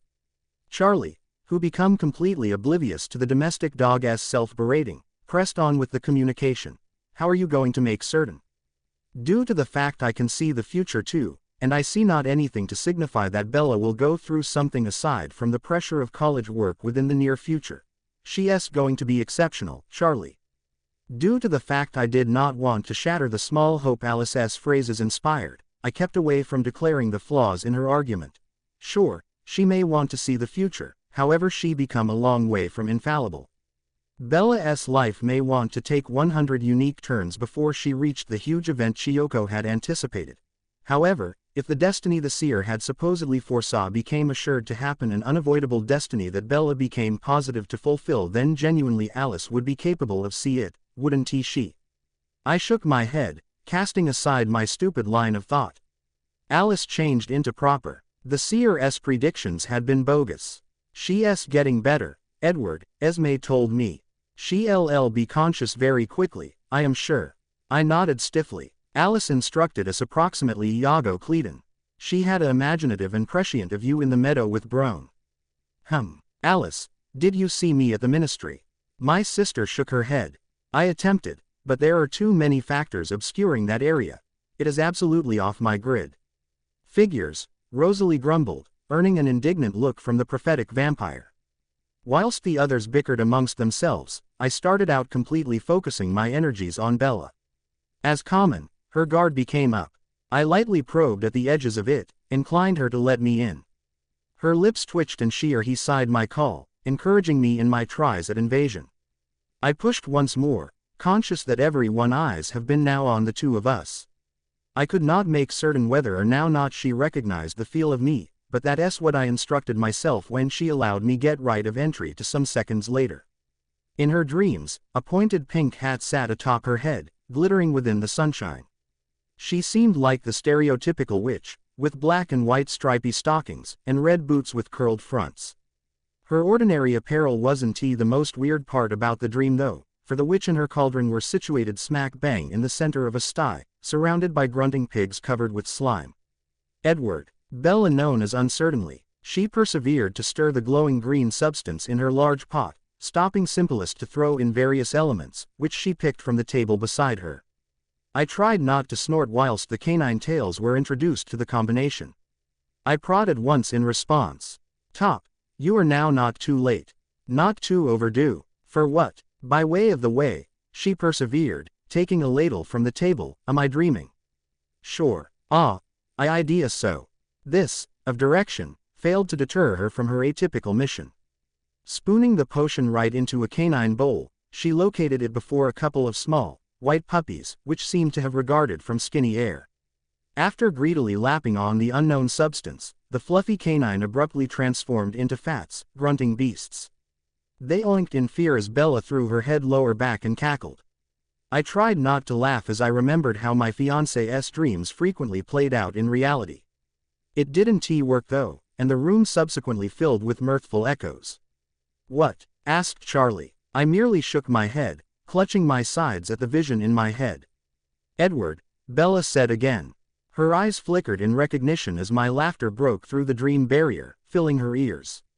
The sleep was still too heavy for her though, weighing her down and keeping her under. I liked that sound. My gaze landed on my brothers, who were both looking on with confused expression. Tell me a joke. What? They said together. Make me laugh. All right, said Emmett. Abruptly turning to his wife, he waved a hand at Rosalie, whose eyes narrowed with suspicion. Observe the female, Mert, she warned. A terrifying creature, as deadly and mysterious as the Sphinx. When the female opens her mouth, she speaks in riddles, as Jasper and I shall now demonstrate. I shall give you a common phrase used often by women. Jasper shall give you the translation. They going to pay for this, thought the girls, crossing their arms. Ahem, it's fine. Jasper deliberated for less than a second. It is not fine. I am obviously lying, and unless you realize this soon, you shall pay severely for it later. It doesn't matter. Forget it, and I'll never speak to you ever again. I am still mad at you. The daggers being aimed at my brothers began flying in another direction when I laughed. My sister's glares, however, had minimal effect, because Bella's eyes began flickering more quickly again. I love that sound. Let's make up. I miss your credit card. I bought something for you. I bought something for me, with your credit card, and now I am pretending it's for you. Emmett grinned slyly. No, baby, I don't need a diamond for Christmas. My Perseus. Charlie and Jacob laughed this time too. The fact that Jasper was drumming his fingertips together like a Bond villain only increased our amusement. Bella's eyes moved faster beneath their lids. Dad, Jake, Edward, Edward, it's nothing. It's definitely something. I wouldn't do that if I were you. Warning pain ahead. I am tired. Touch me and die. I am hormonal. It's reached that time of the month where I grow scales, shed my skin, and prey on small children. You can buy your way off the hook. I can actually admit that I am cheap. Jasper, Alice and Esme exclaimed together. I love you, he shot back, turning on the charm as he smiled hopefully at his angry wife. Rosalie smirked wickedly. Translation, please still give me sexy time later. I was sure my brother would blushed if he could have. The tables turned suddenly, so that it was my sisters doing the translating instead. I continued to laugh, glad when it produced a reaction from Bella. I bought you a diamond necklace, said Alice. I am prepping you for the pearl one I plan on giving you tonight, thought Rosalie. Thankfully, she responded with something marginally less vulgar. I don't think Charlie would ever have gotten over it otherwise. So I won't get a slap for Edward, Bella croaked. A few seconds passed, where the rest of us held our breath, and then chocolate was spilling out from beneath the witch's eyelids, melting my stony insides. For a few brief moments, her pupils drifted in and out of focus, settling only when I gently called her name. "Hi, you," I murmured when her gaze fixed on me. Her breath came in even intervals, deep and lazy. The confusion was plain on her face, highlighted by the slight furrowing of her brow, and her lightly pursed lips. "Edward," she winced at the sound of her voice, though I suspected it was also painful for her to speak. "SSH. Don't talk. You need to rest. But, use your mind, Bella. We can speak that way," I urged. She blinked in puzzlement at my suggestion. Evidently, she wasn't yet fully awake. I held back a chuckle. "What's going on, Edward? Don't you remember? We were back at the house, and the wolves came." Jacob shifted uncomfortably behind Charlie, who bristled in his chair. Bella's hand flew to her neck as the memory hit her. She felt gingerly along the angry pink scar, her fingers moving next to her collarbone on the opposite side, tracing over the new layers of skin. Oh, normally, Bella was a very tolerant individual. The patience she'd built whilst living with her adventurous mother had prepped her for most things life was to throw at her, but every now and then, she surprised even me. Those two deep wells were suddenly blazing, brimming with a fire I rarely witnessed. In her head, she imagined what would have played out if the worst had happened, what would have transpired if she'd lost her life. She envisioned me in a spacious, circular room, which was completely bare, save for the veiled arch at the center. I was barely recognizable as I trudged towards it like a lifeless zombie. My soul was gone, for it was now irrevocably bound to Bella's. If hers was thrust into the next world, mine would tear away from its vessel to accompany her, leaving behind nothing but a dead cell. I was glad she understood the seriousness of recent events. "Bella," said Jacob, his tone beseeching, "I can tell you how. It wasn't your fault. But if I hadn't you didn't put me here." She rasped harshly, swallowing hard at the burn in her throat. "Bella, listen to Edward," Charlie suggested, squeezing his daughter's hand. "Don't talk. You need to rest." Bella sighed and nodded. She didn't want to see her father grimace every time she spoke, and so she decided to keep quiet until she was less hoarse. "You had me scared, kid," admitted Charlie. Bella smiled apologetically as he rubbed her hand like a talisman. Chief Swan wasn't a sentimental man by nature, but it wasn't difficult to see the love he had for his daughter. "You as tough as old boots though, aren't you?" My siblings chuckled quietly, as did I. Bella smirked and nodded. "Tell him he worries too much, Edward. Bella says you worry too much. It's going to affect his health. It's going to affect your health." Ahem. "The last time I checked," Charlie teased, "you were the patient, and I was the lecturing parent." This earned an amused roll of the eyes from said patient. Her dad laughed, but after a few seconds, his expression darkened considerably, and his voice became rougher with the imposing strain of his anger. "So what now? Do you want me to arrest them, sweetheart?" "Arrest Paul and Leah?" I asked on Bella's behalf. "Sure, I could tow them down to the station the second we get back. Honestly, the way I am feeling right now that Paul," he growled, "will be lucky if I don't put a cap in his ass." Emmett did a poor job of masking his guffaws as he pressed his mouth against the sleeve of his jacket. Bella grinned at her father. "Dad, have you been watching MTV?" Charlie sniffed. "Gangster movies, Bella. Gangster movies. Ah, right, my bad. Sorry, dog, aight." The witty exchanges continued as the morning progressed. They helped to keep the atmosphere light. For now, everyone's main priority was to deliver Bella back to full health, and tension was the last thing that would assist a speedy recovery. Hippocrates Smethwick, the ward's main healer, crossed over to the bed every now and then to inspect his patient. He peered through his round-framed spectacles at the witch, studying the color of her skin and the scar on her neck. Each time he returned, he scribbled his findings on a clipboard, making little noises of satisfaction, much to my relief. He was especially pleased when he pulled back Bella's hair to find that the pink skin had faded to a light peach, barely visible against the cream. "I am going to make you some soup later," I told Bella as she scooted off the edge of her bed. As the healers had predicted, she was ready to be discharged at noon. Her skin was completely unblemished by that time. "Edward, I am perfectly fine," she insisted. Her voice was suspended now halfway between its usual harmonic smooth and a smoky roughness. The result was surprisingly pleasing. Sexy, even. The kind of sound you'd expect from an apathetic rock star. "And what did that make me exactly?" "Ah, yes, Edward Cullen, drooling fanboy." I pulled her further into my embrace as we descended the stairs to the ground floor, the others marching behind us. "That may be the case, but I've never made you soup before." "That's because you've never seen me with a cold. Do wizards and witches even get regular illnesses?" Jasper inquired. "Yeah," answered Bella, "but they easily treatable the common cold, food poisoning, measles, cancer." We turned into reception area. Dilys Derwent didn't notice us as we passed her by. Her attention had been pulled to the fireplaces, by which Carlisle was standing with Neville Longbottom and his grandmother. In two wheelchairs before them, ready to be pushed into the flow network and transported back to Forks, were Frank and Alice Longbottom, both of whom were sleeping soundly in flannel pajamas, their heads drooping forwards against their chests.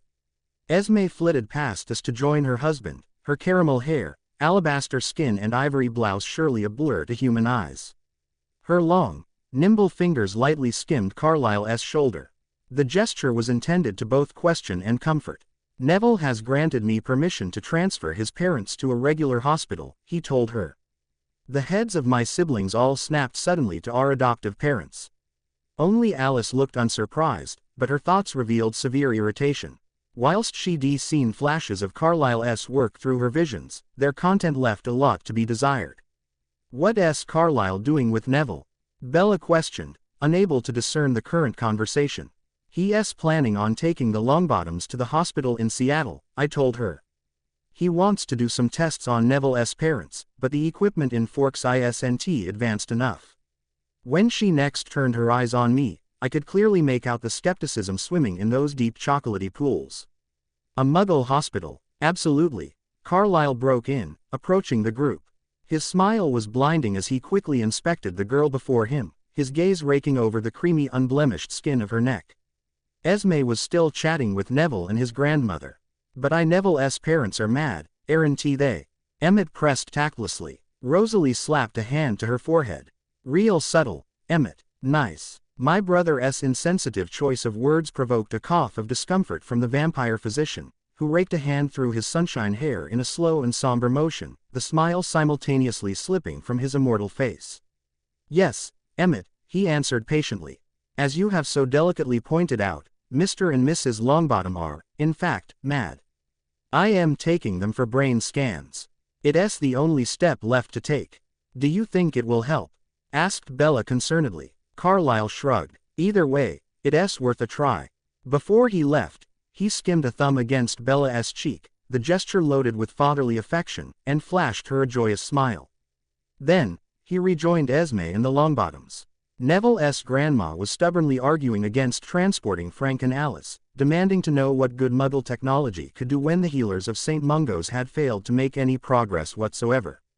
"Bloody codswallop, what a load of tosh," she chanted mentally, angrily pulling her vulture hat more securely onto her head.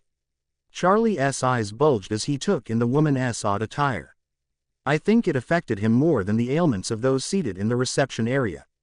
I could understand his reasoning. The man with the hairy teeth didn't look that way by choice. He was here to be fixed. Augusta Longbottom, on the other hand, decorated her head with a stuffed bird voluntarily.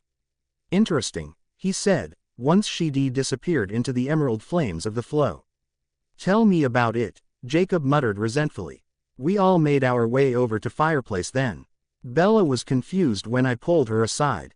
I could sense her eagerness to be out of the hospital. She'd already experienced one too many in her lifetime, and wished to be away as soon as possible. In my desire to protect her, I had delayed informing her of Harry and Ron's critical condition. I didn't want to upset her further, but, unfortunately, that was inevitable. So as her father was following the pup back into the fire, I told her the entire story, whispering lowly in her ear when I came to the part about Saber and his treachery. The air gusted out of her in one breath, and she stumbled against my body, her own weakening with the weight of the bombshell. Emmett, Rosalie, Alice and Jasper, all of whom had yet to cast their enchanted powder into the licking flames, wore expressions of concern as they gazed on it. Girl I supported. It's going to be all right, Bella, I promised. I am going to fix this. You go back with the others now, and I'll see you as soon as I've finished at the ministry. She shook her head with sudden fervor.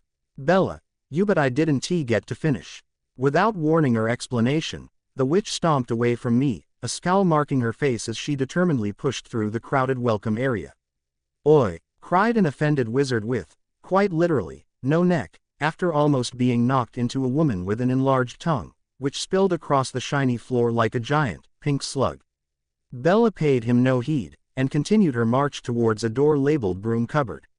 I waited outside with my brothers and sisters, each of us unsure how to proceed, especially when we heard strange noises coming from within, like that of something hard being furiously bashed against a wall, and a string of cussing that was in no way ladylike, not that furiously trashing a broom cupboard was. Still, these were special circumstances.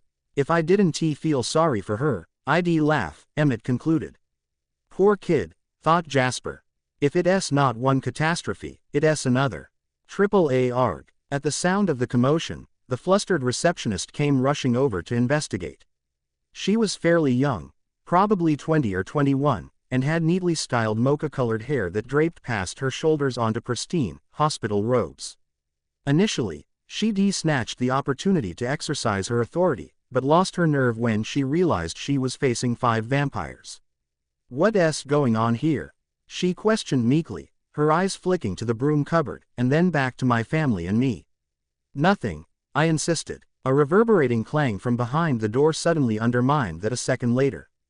What my brother means, Alice jumped in, is that this is normal behavior for his fiancée. She stressed this last word, noticing the sudden shift in the girl's demeanor, who was now eyeing me with a predatory lust.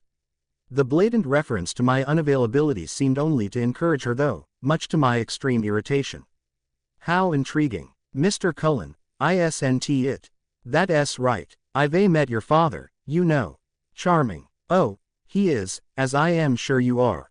You know what they say, the apple never falls far from the Racha facha arg. Pinching the bridge of my nose, I inhaled a deep breath to calm myself.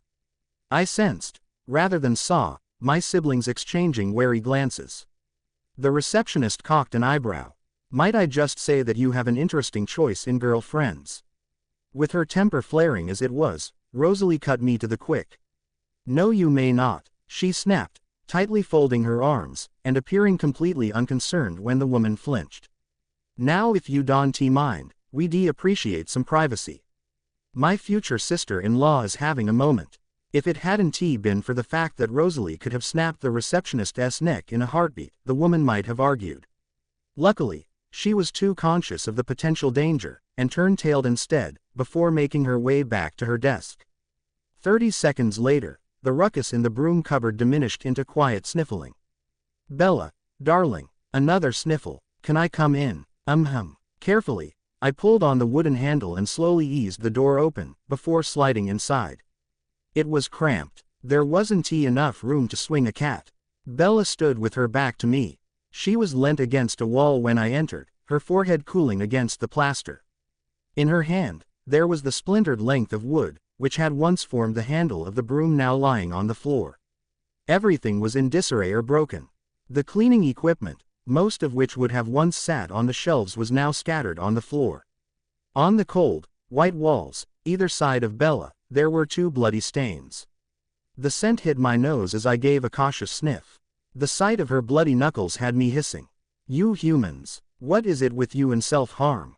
Her breath caught as I twisted her body into mine. Tears glittered down her cheeks.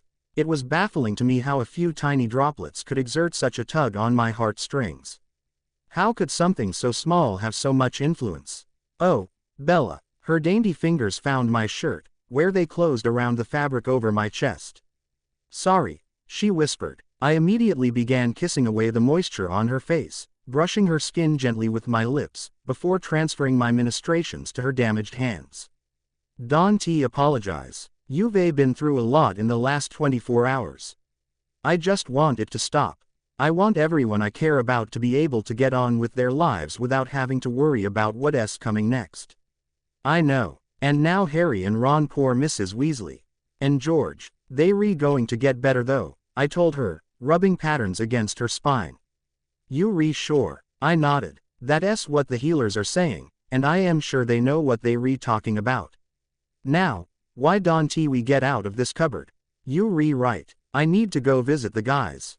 That, I agreed, and the fact that my brothers and sisters are beginning to think we should have you committed.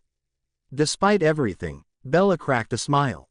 You probably should, you know. I gave up denying the madness within a long time ago. Brushing her messy hair back from her face, I leaned down to kiss her. It was as if she took nourishment from it, for her gentle response became hungry as time continued to elapse. I probably should have just let you kiss me, rather than take my anger out in here, she admitted, gesturing to the room around us. You better at distressing me. Remember that next time, I told her sternly, reaching for her damaged hands to present them as evidence. Instead of punching walls, must smooch Edward. Her innocent countenance soon transformed at my words, her brightening eyes a clear indication of newborn scheme. Note to Edward: must allow Bella to smooch me whenever she feels the slightest bit perturbed. Must not withdraw from kissing without permission, or damage to mortal girlfriend may ensue. My lips twitched into a smirk. The slightest bit perturbed, indeed. Wouldn't want to hurt myself. We held each other tightly, there in that broom cupboard. Nothing could touch us there. Nothing except the thoughts of my conspiring brothers, who, now that Bella had calmed from her rage, were taking the opportunity to make light of the fact that my fiancé and I were shacked up in a broom cupboard. I pinched the bridge of my nose once more as a pair of low goofy giggles reached me from the other side. Come on, I urged. Let's clean this up and get out of here. I need to inflict some bodily harm. JPOV. It was 6 o'clock in the morning in Washington State, and I was currently slumped, head on arms, at Sam and Emily's kitchen table, surrounded by my brothers and Leah. She and Paul had been completely fixed by the time ID got back. That healer guy had worked his voodoo on them, and they were back to their ever-cheerful selves. It was for that reason that I hadn't felt guilty when ID punched Paul in the face. I hadn't been able to help myself. It was his own fault really for offending me. He should have known better than to say hello. The blow didn't get him riled, which was good, since I felt too tired for a fight. His guilt must have been too thick for him to phase. It glued him together, keeping his humanity from exploding like a bomb. In the east, the clouds were turning from a deep blue to a dull purple. It was still dark out, as was only right for winter. What are we going to do? Jared spoke up, breaking the silence. No one answered, because no one was quite sure what to say. I managed to shrug without breaking my pose. What do you do when you find out that every fairy tale creature is true? That mermaids and unicorns and witches with magical powers are alive and well. So Bella was one of them, was she? We all confided in her, and she hadn't returned the favor. Fantastic. Just wonderful. She's one of us, Paul growled. A shapeshifter. We can let the leeches turn one of ours. I say we force her to. Oh, can it, Paul? I fired. Bella's where she wants to be. And she's not one of us. She's something else. She can morph. Leah argued. Paul's right. We should force her back here kicking and screaming if we have to. Yeah, and when we're done, we can take turns forcing her to do other stuff, I shot back vehemently. Real nice, Leah. Oh, grow up, Jake. You such a. The argument went dead in an instant when Sam's fist came down on the table. Behind him, Emily gripped his shoulders. The effect was instant, like that of a drug. Sam calmed under the touch of his imprint, too conscious of her proximity to risk getting angry. Let's all just take a deep breath, he said. Jacob is right. We can force Bella Swan to do something she doesn't want to do. If she was one of us, that wouldn't be a problem, as you all well know. Therefore, I say we treat this as we have been doing since the battle against the newborns. We leave the Cullens to their business, and let them get on with their lives. Isabella Swan is not a Cullen, Leah hissed with eyes afire. I am as good as. 7 lots of chairs crashed against the floor as I shot to my feet with my brothers and Leah. There in the doorway, leaning against the frame, looking more pissed off than ever, was the witch herself. The glint in her eye was frightening, and the set of her mouth was deadly. Her gaze shifted from Leah to Paul, and back again. There was something rather threatening, too, in the way her fingers played at the wand in her hand. It was a wand, wasn't it, the thin white wooden rod? I suddenly felt nervous for the pair who'd put her in the hospital. Bella. Hello, Jacob, she answered, in a voice that was deceptively placid. It kind of reminded me of that film, with the crocodile that lived in the lake. Beneath the calm, there was something lethal.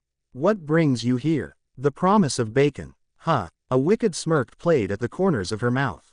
She didn't elaborate. Instead, she continued to silently focus her poisonous glare on the subject of her simmering fury, which seemed to crackle in the atmosphere like electricity. Suddenly, without hint or warning, and with the swing of a professional tennis player, she threw her arm over her head, the limb curling like a cobra's strike, and sent 2 bursts of rippling energy through the air. The spells met their targets, colliding with Leah and Paul with bangs that shook the kitchen furniture. My mouth fell open with a pop as the pair transformed. Their noses filled out into snouts, their bodies shrank to half their size, and their feet and hands bunched into hooves. Unable to believe the insane sight before me, I rubbed my eyes with my hands and checked again, but sure enough, Leah and Paul had truly been turned into pigs, courtesy of the super bad witch, who stared down at the spectacle with a look of intense satisfaction. A loud giggle abruptly escaped Seth's mouth, which he quickly slapped a hand over. It was that precise sound that roused Sam into action. What the hell, Bella? He bellowed, his body blurring as he bounded forwards. The girl, however, immediately raised her wand in defense, aiming it at the alpha, who subsequently froze on instinct. Come one step closer, and you'll be the third little piggy in this house. That wouldn't be very smart of you, Sam, considering we surrounded by wolves. Cut the crap, Bella. You can leave them like this. I don't plan to, she answered flatly, but I am not changing them back until I've drilled a certain message into their heads. Now, I suggest you take a step back, Sam. If anything happens to me, your friends will be stuck like this forever. Sam's eyes narrowed to slits, whilst the veins above his temples pounded and bulged. You bluffing, am I? She challenged, taking a step forwards. I was unable to prevent my eyes from raking over her body as she advanced. She wasn't wearing the same tattered outfit that she'd had on in the hospital. It had been replaced by a black hoodie, dark gray skinny jeans, and a pair of brown lace-up boots. It wasn't Bella's usual attire. Seth, who had rightly switched amusement for anxiety, placed a firm grasp on Sam's shoulder, not that he would have had much luck in restraining our leader in the event of a sudden phase. Sam, don't we can risk it. The tremors continued for a few more seconds, so violent now that they may even have been painful, but luckily, Sam managed to calm himself. Once they stopped completely, and there was no danger that he would lose control, the alpha took a step back, and nodded to Bella to continue. She nodded in return, her face serious, before approaching the oinking piglets.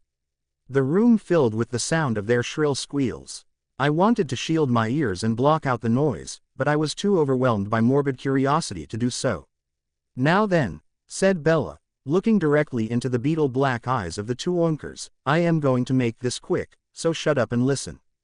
Their protests died immediately at her words, though their fright and trembling continued. Last night, the 2 of you together very nearly killed me. For that, I could forgive you. Why am I not surprised by that? What I can forgive, however, is what that could have meant for Edward. If you ever threaten his existence again, I will not only make this transformation a permanent one, I shall also see that you receive a one-way ticket to the nearest abattoir. Considering the amount of pain I suffered last night, thanks to you 2, I think we a little closer to even. The larger pig Paul grunted in protest. It was this or spider monkeys, Bella warned, her eyes flaring. Paul snorted in apology, eager to placate her, and cast his eyes down to the floor. It was then that the witch rose from her crouched position. All eyes were on Bella as she began her retreat towards the door. I could hardly believe the extremes her love for the leeches had driven her to. It was a mystery to me. They weren't even alive. When she was once again leaning against the door frame, she pointed her wand at Leah and Paul, leaving it suspended there as she delivered one final reminder. It's your job to protect. You make such a massive deal about defending mortals against vampires, yet you were the ones who were very nearly responsible for killing me last night. Do it again, and you'll regret it. And with that, she flicked her weapon at the pigs. It took the whole of a second for the transformation to unfold, leaving the couple sprawled out on their bellies, halfway between the pack and the witch. In a panicked rush, they scrambled their way back amongst the rest of us, never managing once to tear their eyes from the disapproving girl with the magical powers. She released them from her gaze when her focus flashed to me a second later. I don't know what she was looking for, but she studied me intensely for what seemed like a lifetime. I couldn't bring myself to look away, even though I felt an overwhelming sense of shame for what my pack had brought upon the girl I loved. I should have been staring at the floor, but it was as if some kind of phenomenal power swirled about her face, drawing my attention like iron filings to a magnet. God, she was beautiful. And I couldn't have her. I won't see you again for a long time, she stated. I'll be going back to Britain tomorrow. Oh well done, Jake. Could you be more socially inept right now? Yeah. On either side of me, Quill and Embry shifted uncomfortably. Well, I guess I'll be seeing you, she smiled sadly. I nodded. Yeah, bye, Bells. I am really sorry about what happened. I know, so am I. It was a rubbish end to the holidays. I had to chuckle at that. Rubbish. Interesting description for a near-death experience. She grinned widely at that, and I was glad to hear that her laugh was once again as clear and musical as it had been before her throat had been shredded. Slowly, the smile dropped from my face. I wish you could have stuck around a bit longer. I was hoping for a bit more of an explanation. I'll write you, she promised, with a guilty expression. Expect my owl. He'll be dropping by in the next month or so. I would have questioned this, but thought it best not to. Instead, I simply nodded. She waved goodbye, and after one last glance in Paul and Leah's direction, both of who looked as if they were about to puke on the kitchen table, Bella departed, leaving just as many unanswered questions behind her as there had been prior to her visit. Aside from the heavy breathing of her rattled victims, the room fell silent. BPOV. The looks on the faces of the wolves were priceless. It kind of made me wish that I'd taken a Polaroid. With my thirst for revenge finally settled, I apparated from La Push to the Cullen mansion. I was hopeful that Edward would be back, though that was unlikely. He'd probably still be restraining Saber. Whilst I'd stayed behind in Harry S. and Ron S. ward, he'd gone straight to the ministry with Brone and Kingsley to apprehend the villainous wizard. I could hardly believe that we'd finally put a face to the man who'd attacked me on Halloween. In all honesty, he was beginning to feel like some kind of shapeless phantom. Normally, I would have insisted on accompanying Edward on such a mission, but I was more concerned with comforting my Gryffindor dorm buddies than facing my assailant. The Cullens were gathered in their giant lounge when I arrived, all surrounding one of the pristine couches, where, to my surprise, Edward was seated. I experienced a jolt of panic when I first glimpsed him. He looked as if he'd been thrown into a trance, because his eyes possessed a far-off look, like he was somewhere else entirely. Slowly, his gaze shifted to me, and he exhaled in defeat. Edward, I am sorry, Bella. I thought I was right but... What, Edward, what's wrong? I questioned, rushing forwards. He squeezed my fingers gently when I reached out to him, but by the looks of his face, he took no comfort from the contact. I was so sure, he whispered in disbelief. Nothing else made sense. Edward, I pressed again. He shook his head and clenched his eyes tightly shut. Bella, it wasn't him. The scent didn't match Saber as innocent. BPOV. My arms persisted to drum out a repetitive rhythm towards the library desk as I flipped via a in particular tedious bankruptcy on the magical homes of uncommon flora placed in certain regions of the Arctic Circle. It turned into the second week into the brand new term. The teachers had critically upped the workload these days, decided to offer this 12 months SNEWT students with the excellent coaching for the final exams. There wasn't a single empty desk in the dimly lit library.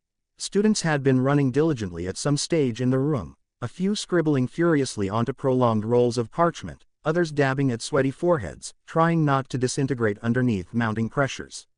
Outdoor, the muddy night time undulated with snow. I watched it through the nearest arched window, mesmerized by the violent, twisting dance.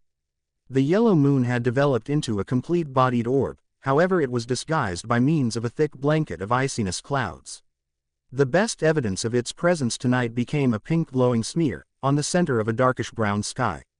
It turned into unusually hypnotic, eerily beautiful. In some way, I managed to rip my eyes away, however I couldn't discover the motivation to recommence my research. Edward provided a very welcome distraction.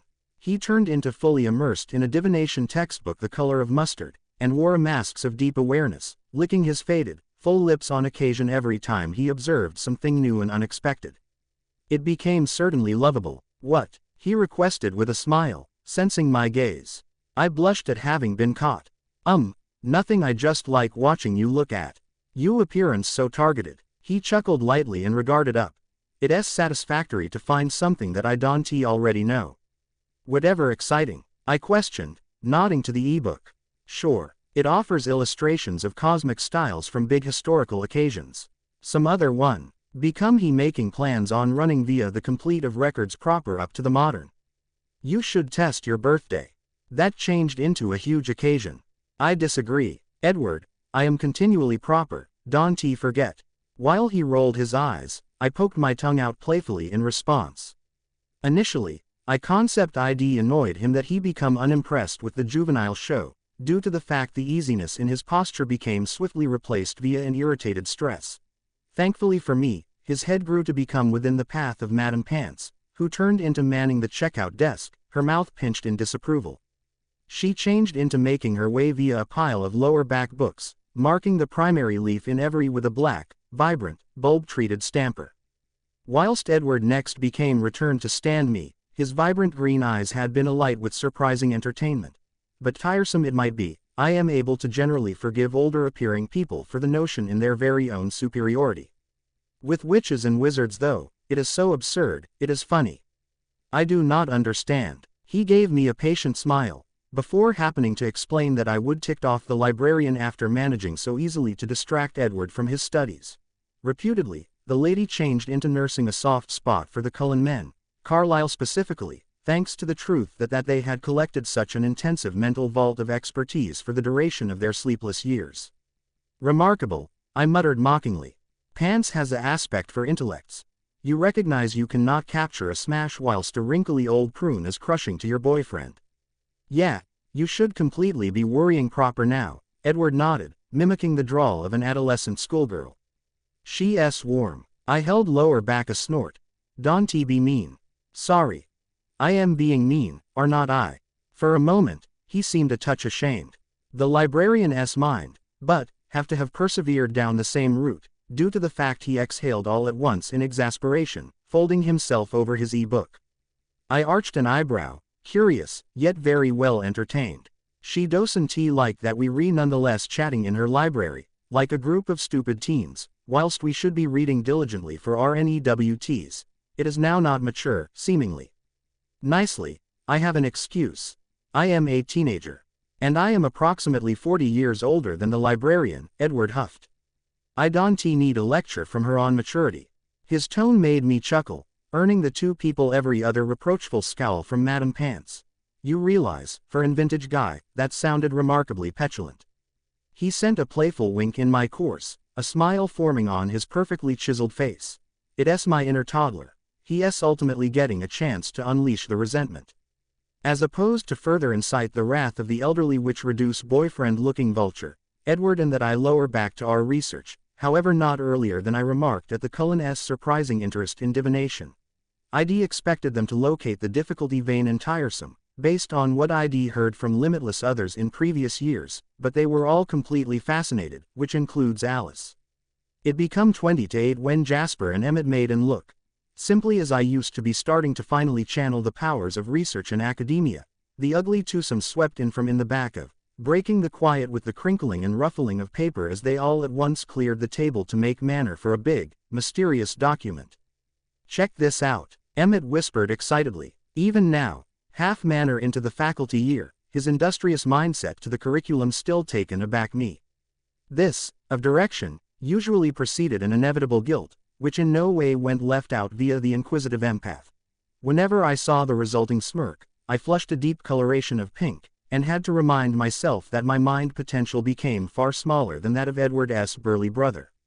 The massive sheet became a deep blue and as thin as tracing paper.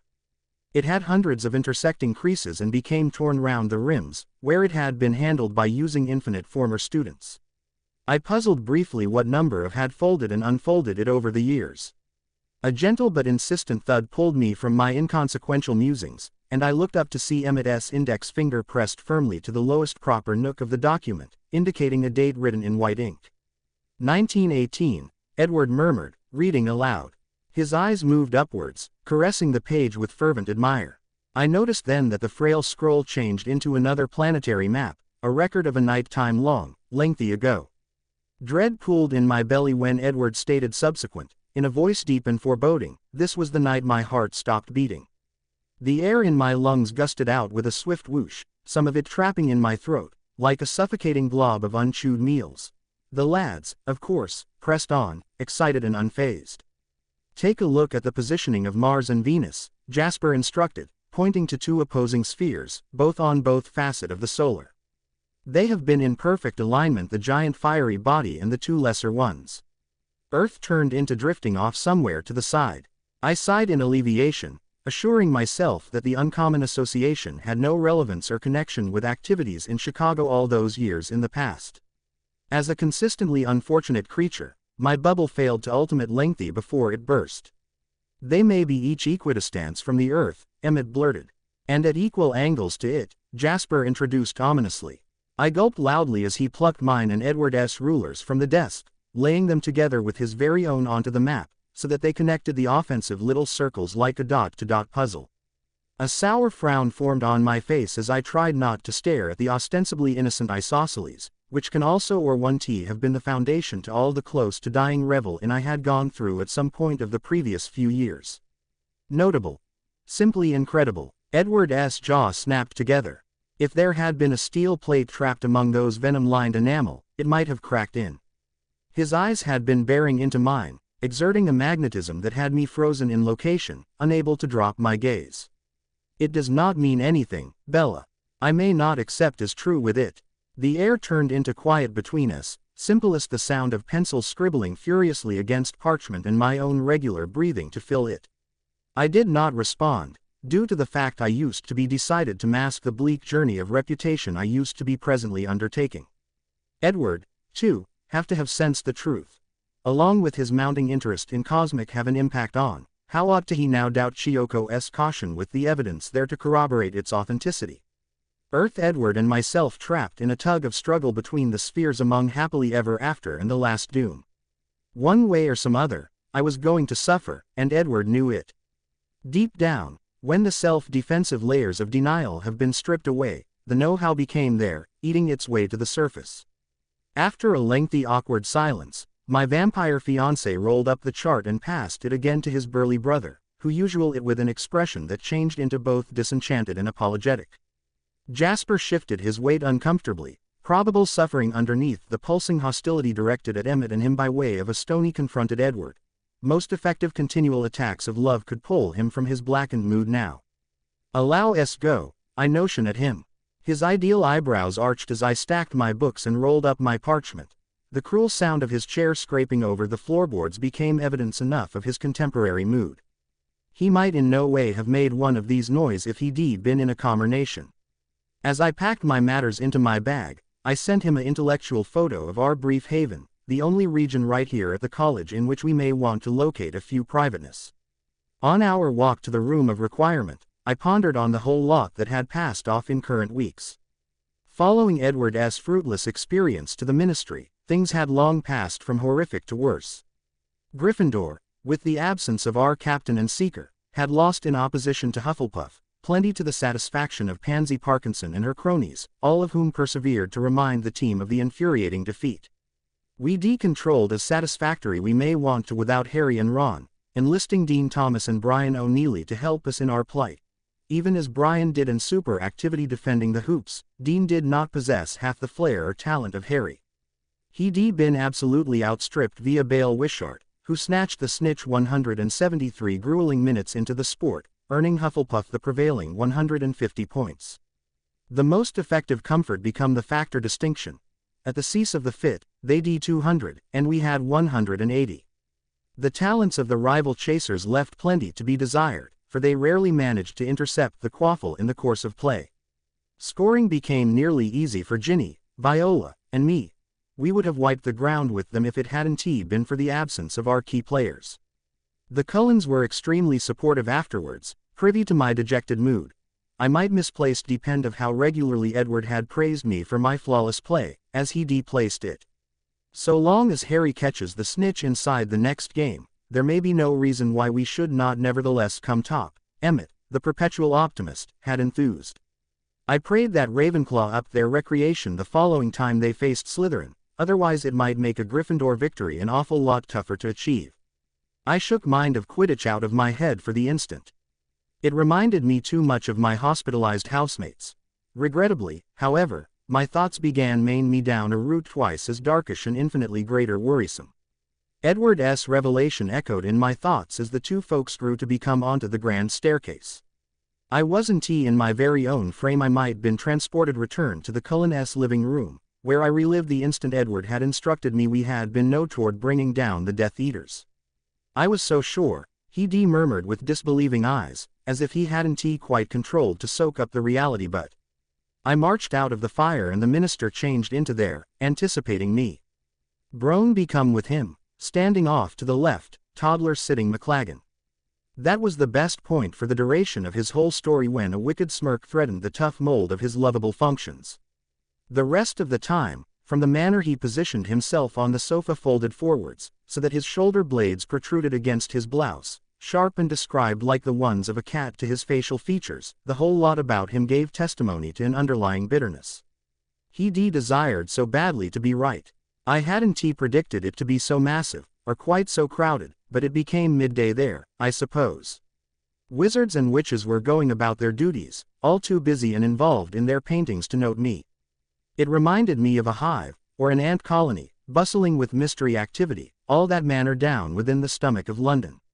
The way he phrased it made the city appear like a monster, heaving and noisy, a complicated dragon made of steely grays and earthy browns, ejecting its fiery vapors and noxious gases up into overcast skies. And the human beings, vessels to feed it to maintain it alive.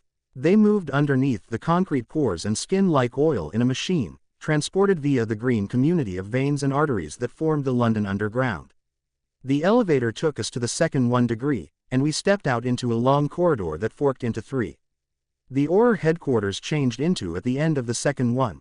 There has been a training gallery there. It became one to the scale of a soccer subject, with walls made of black marble, a completely empty space.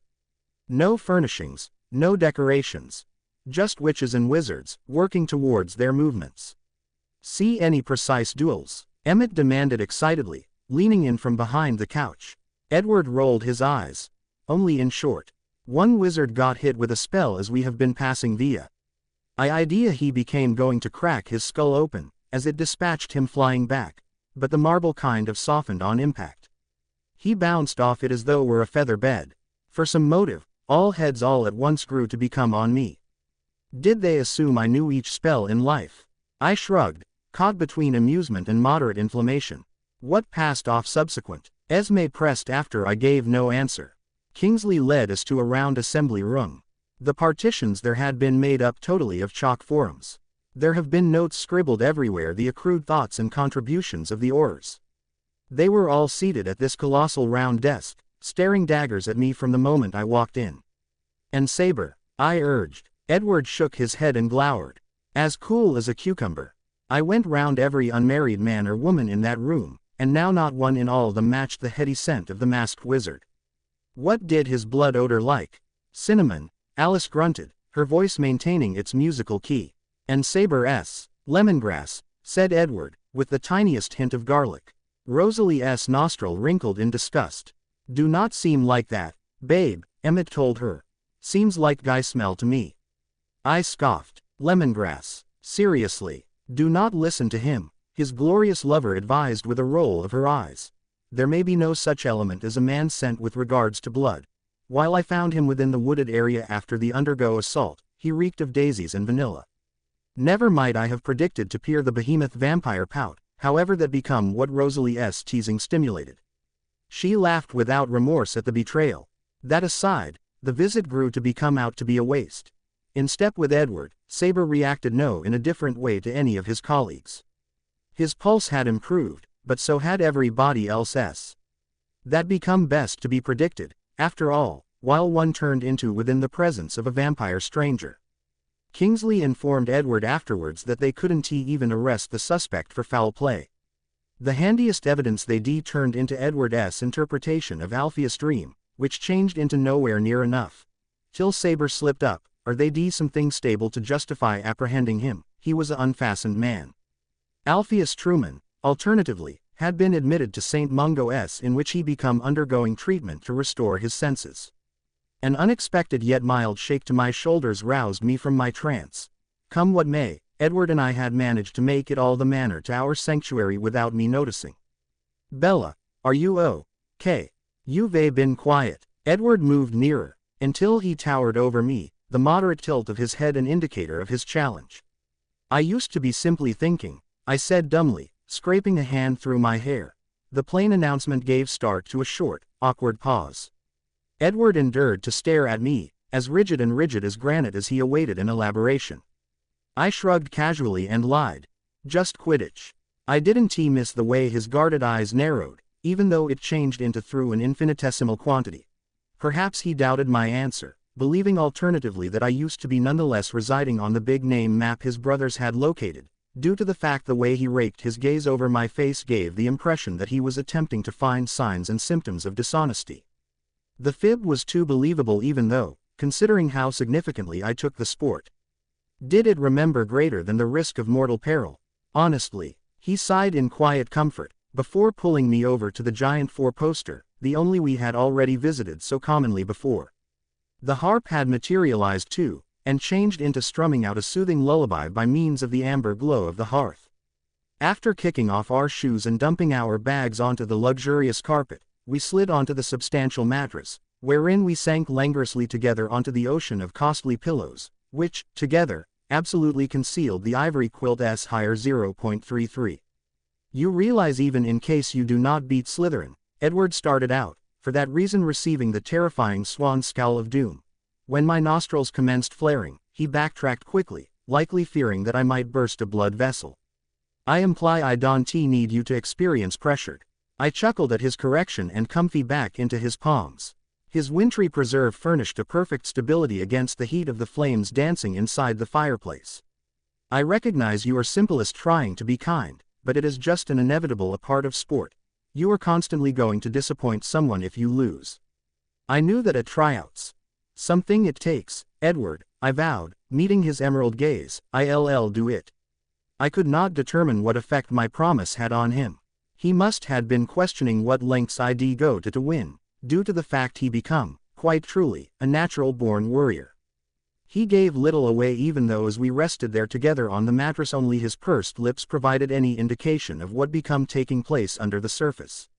I concluded that he become acknowledging the pledge with uncomfortable attractiveness. When I said anything, he knew I wasn't exaggerating. That failed to always imply he needed to love it. Burying myself against his neck, I said approximately fulfilling the exceedingly crucial visualization exercise that I had spontaneously set myself 100 ways to foul a Slytherin. EPOV. Whilst I was extremely tempted to break the silence, desperate as I was for the sound of Bella's voice the perfect distraction from the impossible number of maddening thoughts accumulating in my brain, I was more concerned with preserving the expression of pleasant concentration that had formed on her face. She looked incredibly peaceful and, every now and then, a blissful smile would grace her lips. She must have been thinking happy thoughts, and who was I to interrupt them? Besides that, I found that the sight of her tranquil face alone provided sufficient remedy for my perturbed wonderings. Her shoes lay abandoned on the floor. She wore her uniform, a white-collared button-down paired with a red and gold Gryffindor tie, beneath which was her black skirt and gray woolen tights. When I looked at myself beside her, I had to smile. I was really beginning to appreciate the harmony offered by the school uniform. It was easier to pretend that I was just a regular guy this way, in my clean, yet slightly wrinkled shirt, my tie, and my dark pants, sprawled out next to an extraordinary girl. I closed my eyes, and thought of nothing but that. It was 2 hours later when I left the Gryffindor common room. Bella had retired to her dormitory with her friends. She had left me at the foot of the staircase, climbing away with Parvati and Lavender, the second of which talked excitedly of her upcoming date with boyfriend Bale Wishart. Lavender and Bale would be attending Hogsmeade together during the Valentine's visit. It was something that I, too, was looking forward to. I had yet to share that holiday with Bella, since I'd been unforgivably absent the first time around. I picked out her heartbeat from amongst the girls, listening to that in her breathing. It wasn't until I recognized sound of sleep that I rose from my armchair and made my way out through the portrait hole. The fat lady was missing from her frame, something that was happening more and more frequently these days.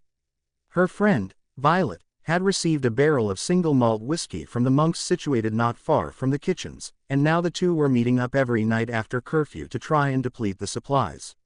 It had taken me a full half-hour to get through the portrait hole 2 nights ago. I'd been visiting Carlisle, because I was trying to help him with the Longbottom case, which had so far produced no results. Upon returning to Gryffindor Tower, I found its guardian in such a deep sleep, that no amount of shouting could wake her. In the end, I was forced to enlist the help of the painted brass band located by the Charms classroom. A loud trumpet to the ear and the strident clashing of cymbals eventually did the trick. Unfortunately, it then took me an extra 10 minutes to get the fat lady to listen to anything I had to say, for she was intent on telling me all about her thrilling night with V and the dashing Sir Cadogan. When she did, finally, stop long enough to accept the password, she was so intoxicated that I had to wait an additional 5 minutes whilst she figured out how to swing open. The next morning, she was in a very bad mood, and spent the majority of the day groaning about the world's worst hangover. I seriously hoped I wasn't likely to see a repeat performance. I searched the castle for vampire mines, and located 6 immediately. My sisters were currently visiting our adoptive parents. Esme was sat on one of the large sofas in her office, the unmarked essays of her students piled high on each side of her. Carlisle was examining the brain scans of Neville's parents yet again. He'd already looked over them countless times after completing a set of MRI scans in Seattle. According to the scans, there were large areas of Alice's and Frank's brains that weren't working properly, but their temporal regions, in particular, had suffered acute memory impairment. I'd offered the night of the fat lady's binge, pointing to the temporal lobe on Frank's scan, which showed a serious lack of activity. It would seem that way, Carlisle murmured, blue eyes glued to the image. This pattern is similar to the kind you see with Alzheimer patients. Do you think it's curable? He weaved a hand through his hair and sighed. Honestly, Edward, I have absolutely no idea. By the looks of this, I'd say that the reason for the Longbottom's condition isn't because their brains were damaged by magic. I think it was a self-protecting reaction. How do you mean? I asked. Carlisle's eyes narrowed as he thought. After a second or two, he said, I can't be certain, of course, but imagine a small child sitting in front of a television whilst a scary movie is playing. I nodded. Now, the film becomes so graphic and terrifying that the child can no longer stand to watch it, and so he snatches up the remote, and hits standby, thereby, in effect, cutting himself off from what he perceives as threatening. So, what you saying? I answered, my eyes shifting from the pensive features of my father, back to the scans, is that Frank and Alice went into standby mode to protect themselves from Bellatrix's curse. Precisely. I suspect that it's similar to what must have happened with our Alice in the asylum. I flinched at the reminder. Carlisle, too, looked far from happy. Neither of us wanted to imagine my sister having to endure a similar torture to the one the Longbottoms had suffered. The individual goes into shock. To protect themselves, all memory of the trauma is erased. Unfortunately, in this case, that trauma was so severe that the parts of Frank's and Alice's brains that control memory have yet to turn back on. They still in standby. The memory block even extends as far as language, and as of yet, I haven't a single clue how to restore those cognitive abilities. They like the opposite of us, I said, defeated. My father turned to me, his brow furrowing with confusion. I smiled sadly. We have no future, only a past and a present. They moving forwards, but have no connection to their past. As soon as one moment passes, it's lost to them. That was the theory anyway. Carlyle riffled through the book in his lap, reading of magic through the spyglass Bella had bought him at Christmas time. Each page, however, showed no promise of helpful information. Rosalie and Alice were spread out on the floor of our parents' office, working on the latest assignment issued by Professor Vector. The boys, on the other hand, were up at the top of the astronomy tower, scanning the cloudless sky. The image of their faces brought my anger back to the boil. I could hardly believe that they'd been so stupid as to show that damned star chart to Bella, without stopping to think of the conclusions she might draw from it. My feet flew over the stone floor, propelling me through the castle, towards the imbeciles I called my brothers. On the way, I passed Peeves and Sir Nicholas. I was traveling so fast that they failed to notice me, though it might have been down to the fact that they were too deep into their conversation, if it could be called that. I heard the argument clearly as I continued to twist down each new corridor. The poltergeist was cheerfully receiving a telling off from the Gryffindor ghost for turning the Scotsman's portrait upside down. Unfortunately for the kilted wizard, he had spent his life as a bit of a traditionalist, which meant that those occupying nearby canvases got a bit of an eyeful. Jasper and Emmett heard me coming well before I reached the entrance to the astronomy tower. It's Edward, Emmett sighed, closing his sketchbook, in which he plotted a very accurate copy of the stars and their position in the sky. None of the others can run that fast. Jasper nodded in agreement, his body tensing expectantly. That sprint sounds like it has some purpose. We must be in for it. Yes, you are, dear brother. Yes, you are. The doors burst open as I collided with them, creating two abrupt bangs as they swung on their hinges against the curving stone wall. The sound was thunderous in the otherwise tranquil night. Were you two dropped on your heads at birth, I fumed, or are you just morons by nature?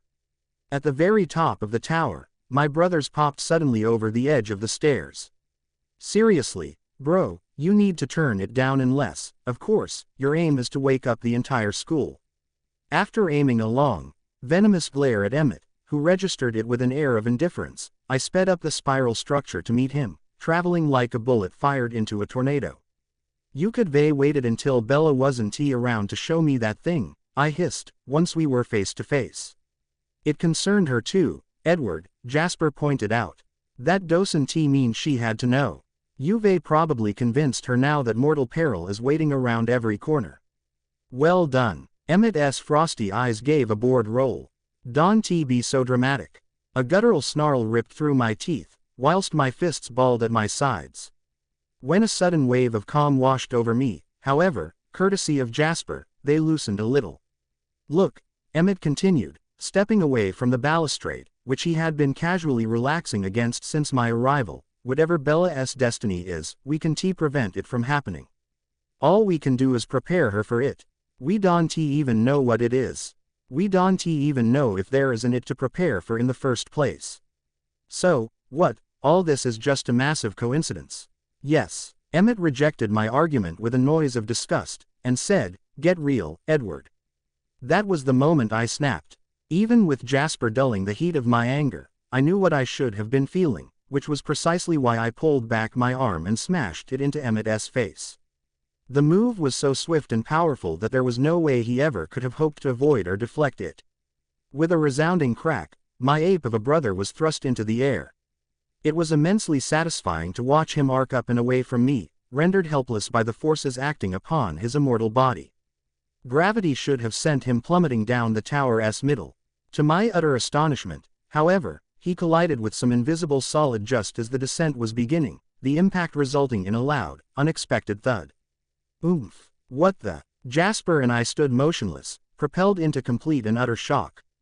The urge to rub my eyes just to be sure I wasn't imaging it was almost impossible to ignore. Emmett, meanwhile, threw up his arms at blinding speed, grabbing a hold of the mysterious obstacle, thereby suspending himself mid-air. After a moment, curiosity overtook confusion, and he effortlessly pulled himself up in one graceful motion, until he was standing, as opposed to dangling limply. Jasper probed. With my anger now forgotten, I watched, entranced, as our weighty brother explored the air with the tip of his foot, his balance never faltering as he stretched gracefully like an experienced performer. "It's some kind of walkway," he declared excitedly, moving towards us. Eventually, he reached the place where the circular staircase ended, and leant against the balustrade separating the visible from the invisible. "They connect. But what's it for?" I wondered. Emmett shrugged cheerfully. "No idea. Let's find out." I didn't argue, nor did Jasper.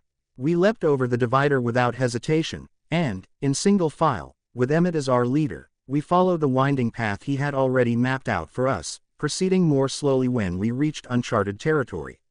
The way was narrow and S-shaped, hard beneath our feet.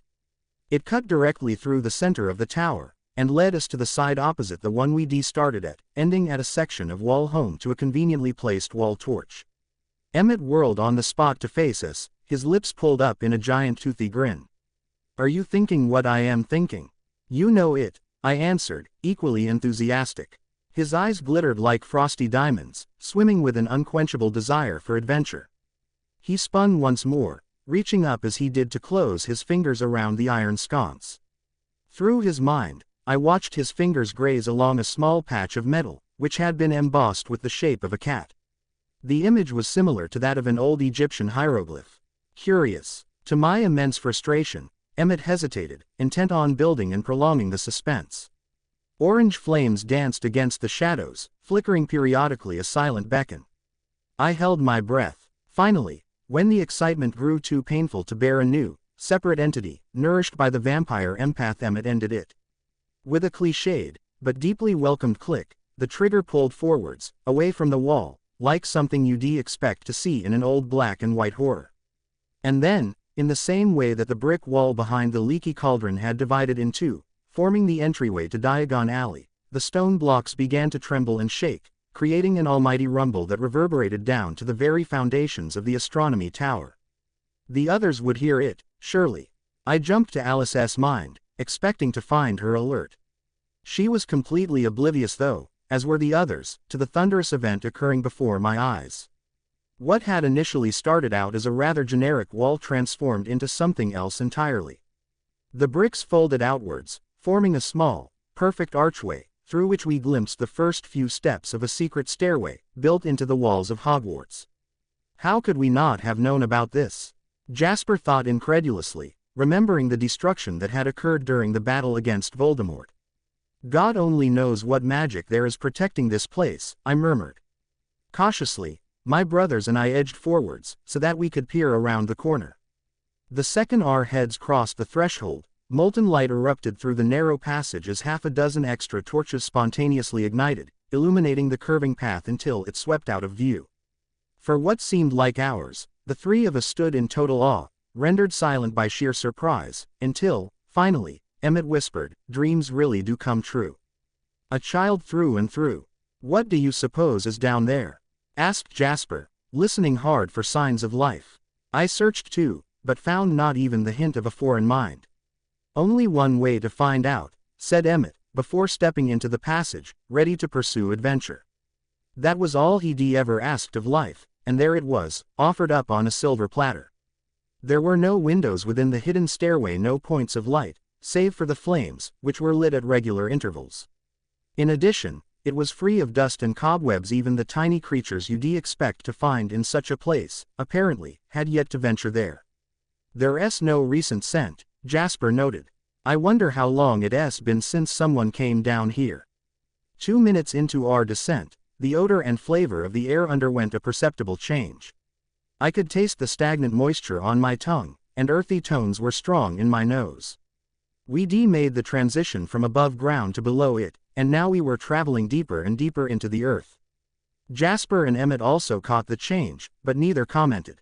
The steady curve of the tunnel was consistent, continuing until we reached the very bottom step, a full 5 minutes after we entered.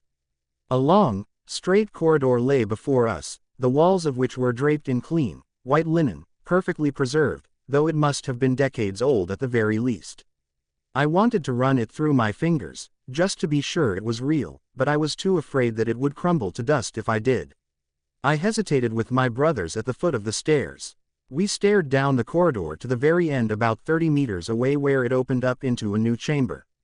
The tunnel was too narrow to provide a clear indication of the room's size, but a feeling in my gut told me it was going to be impressive. We will continue in next part.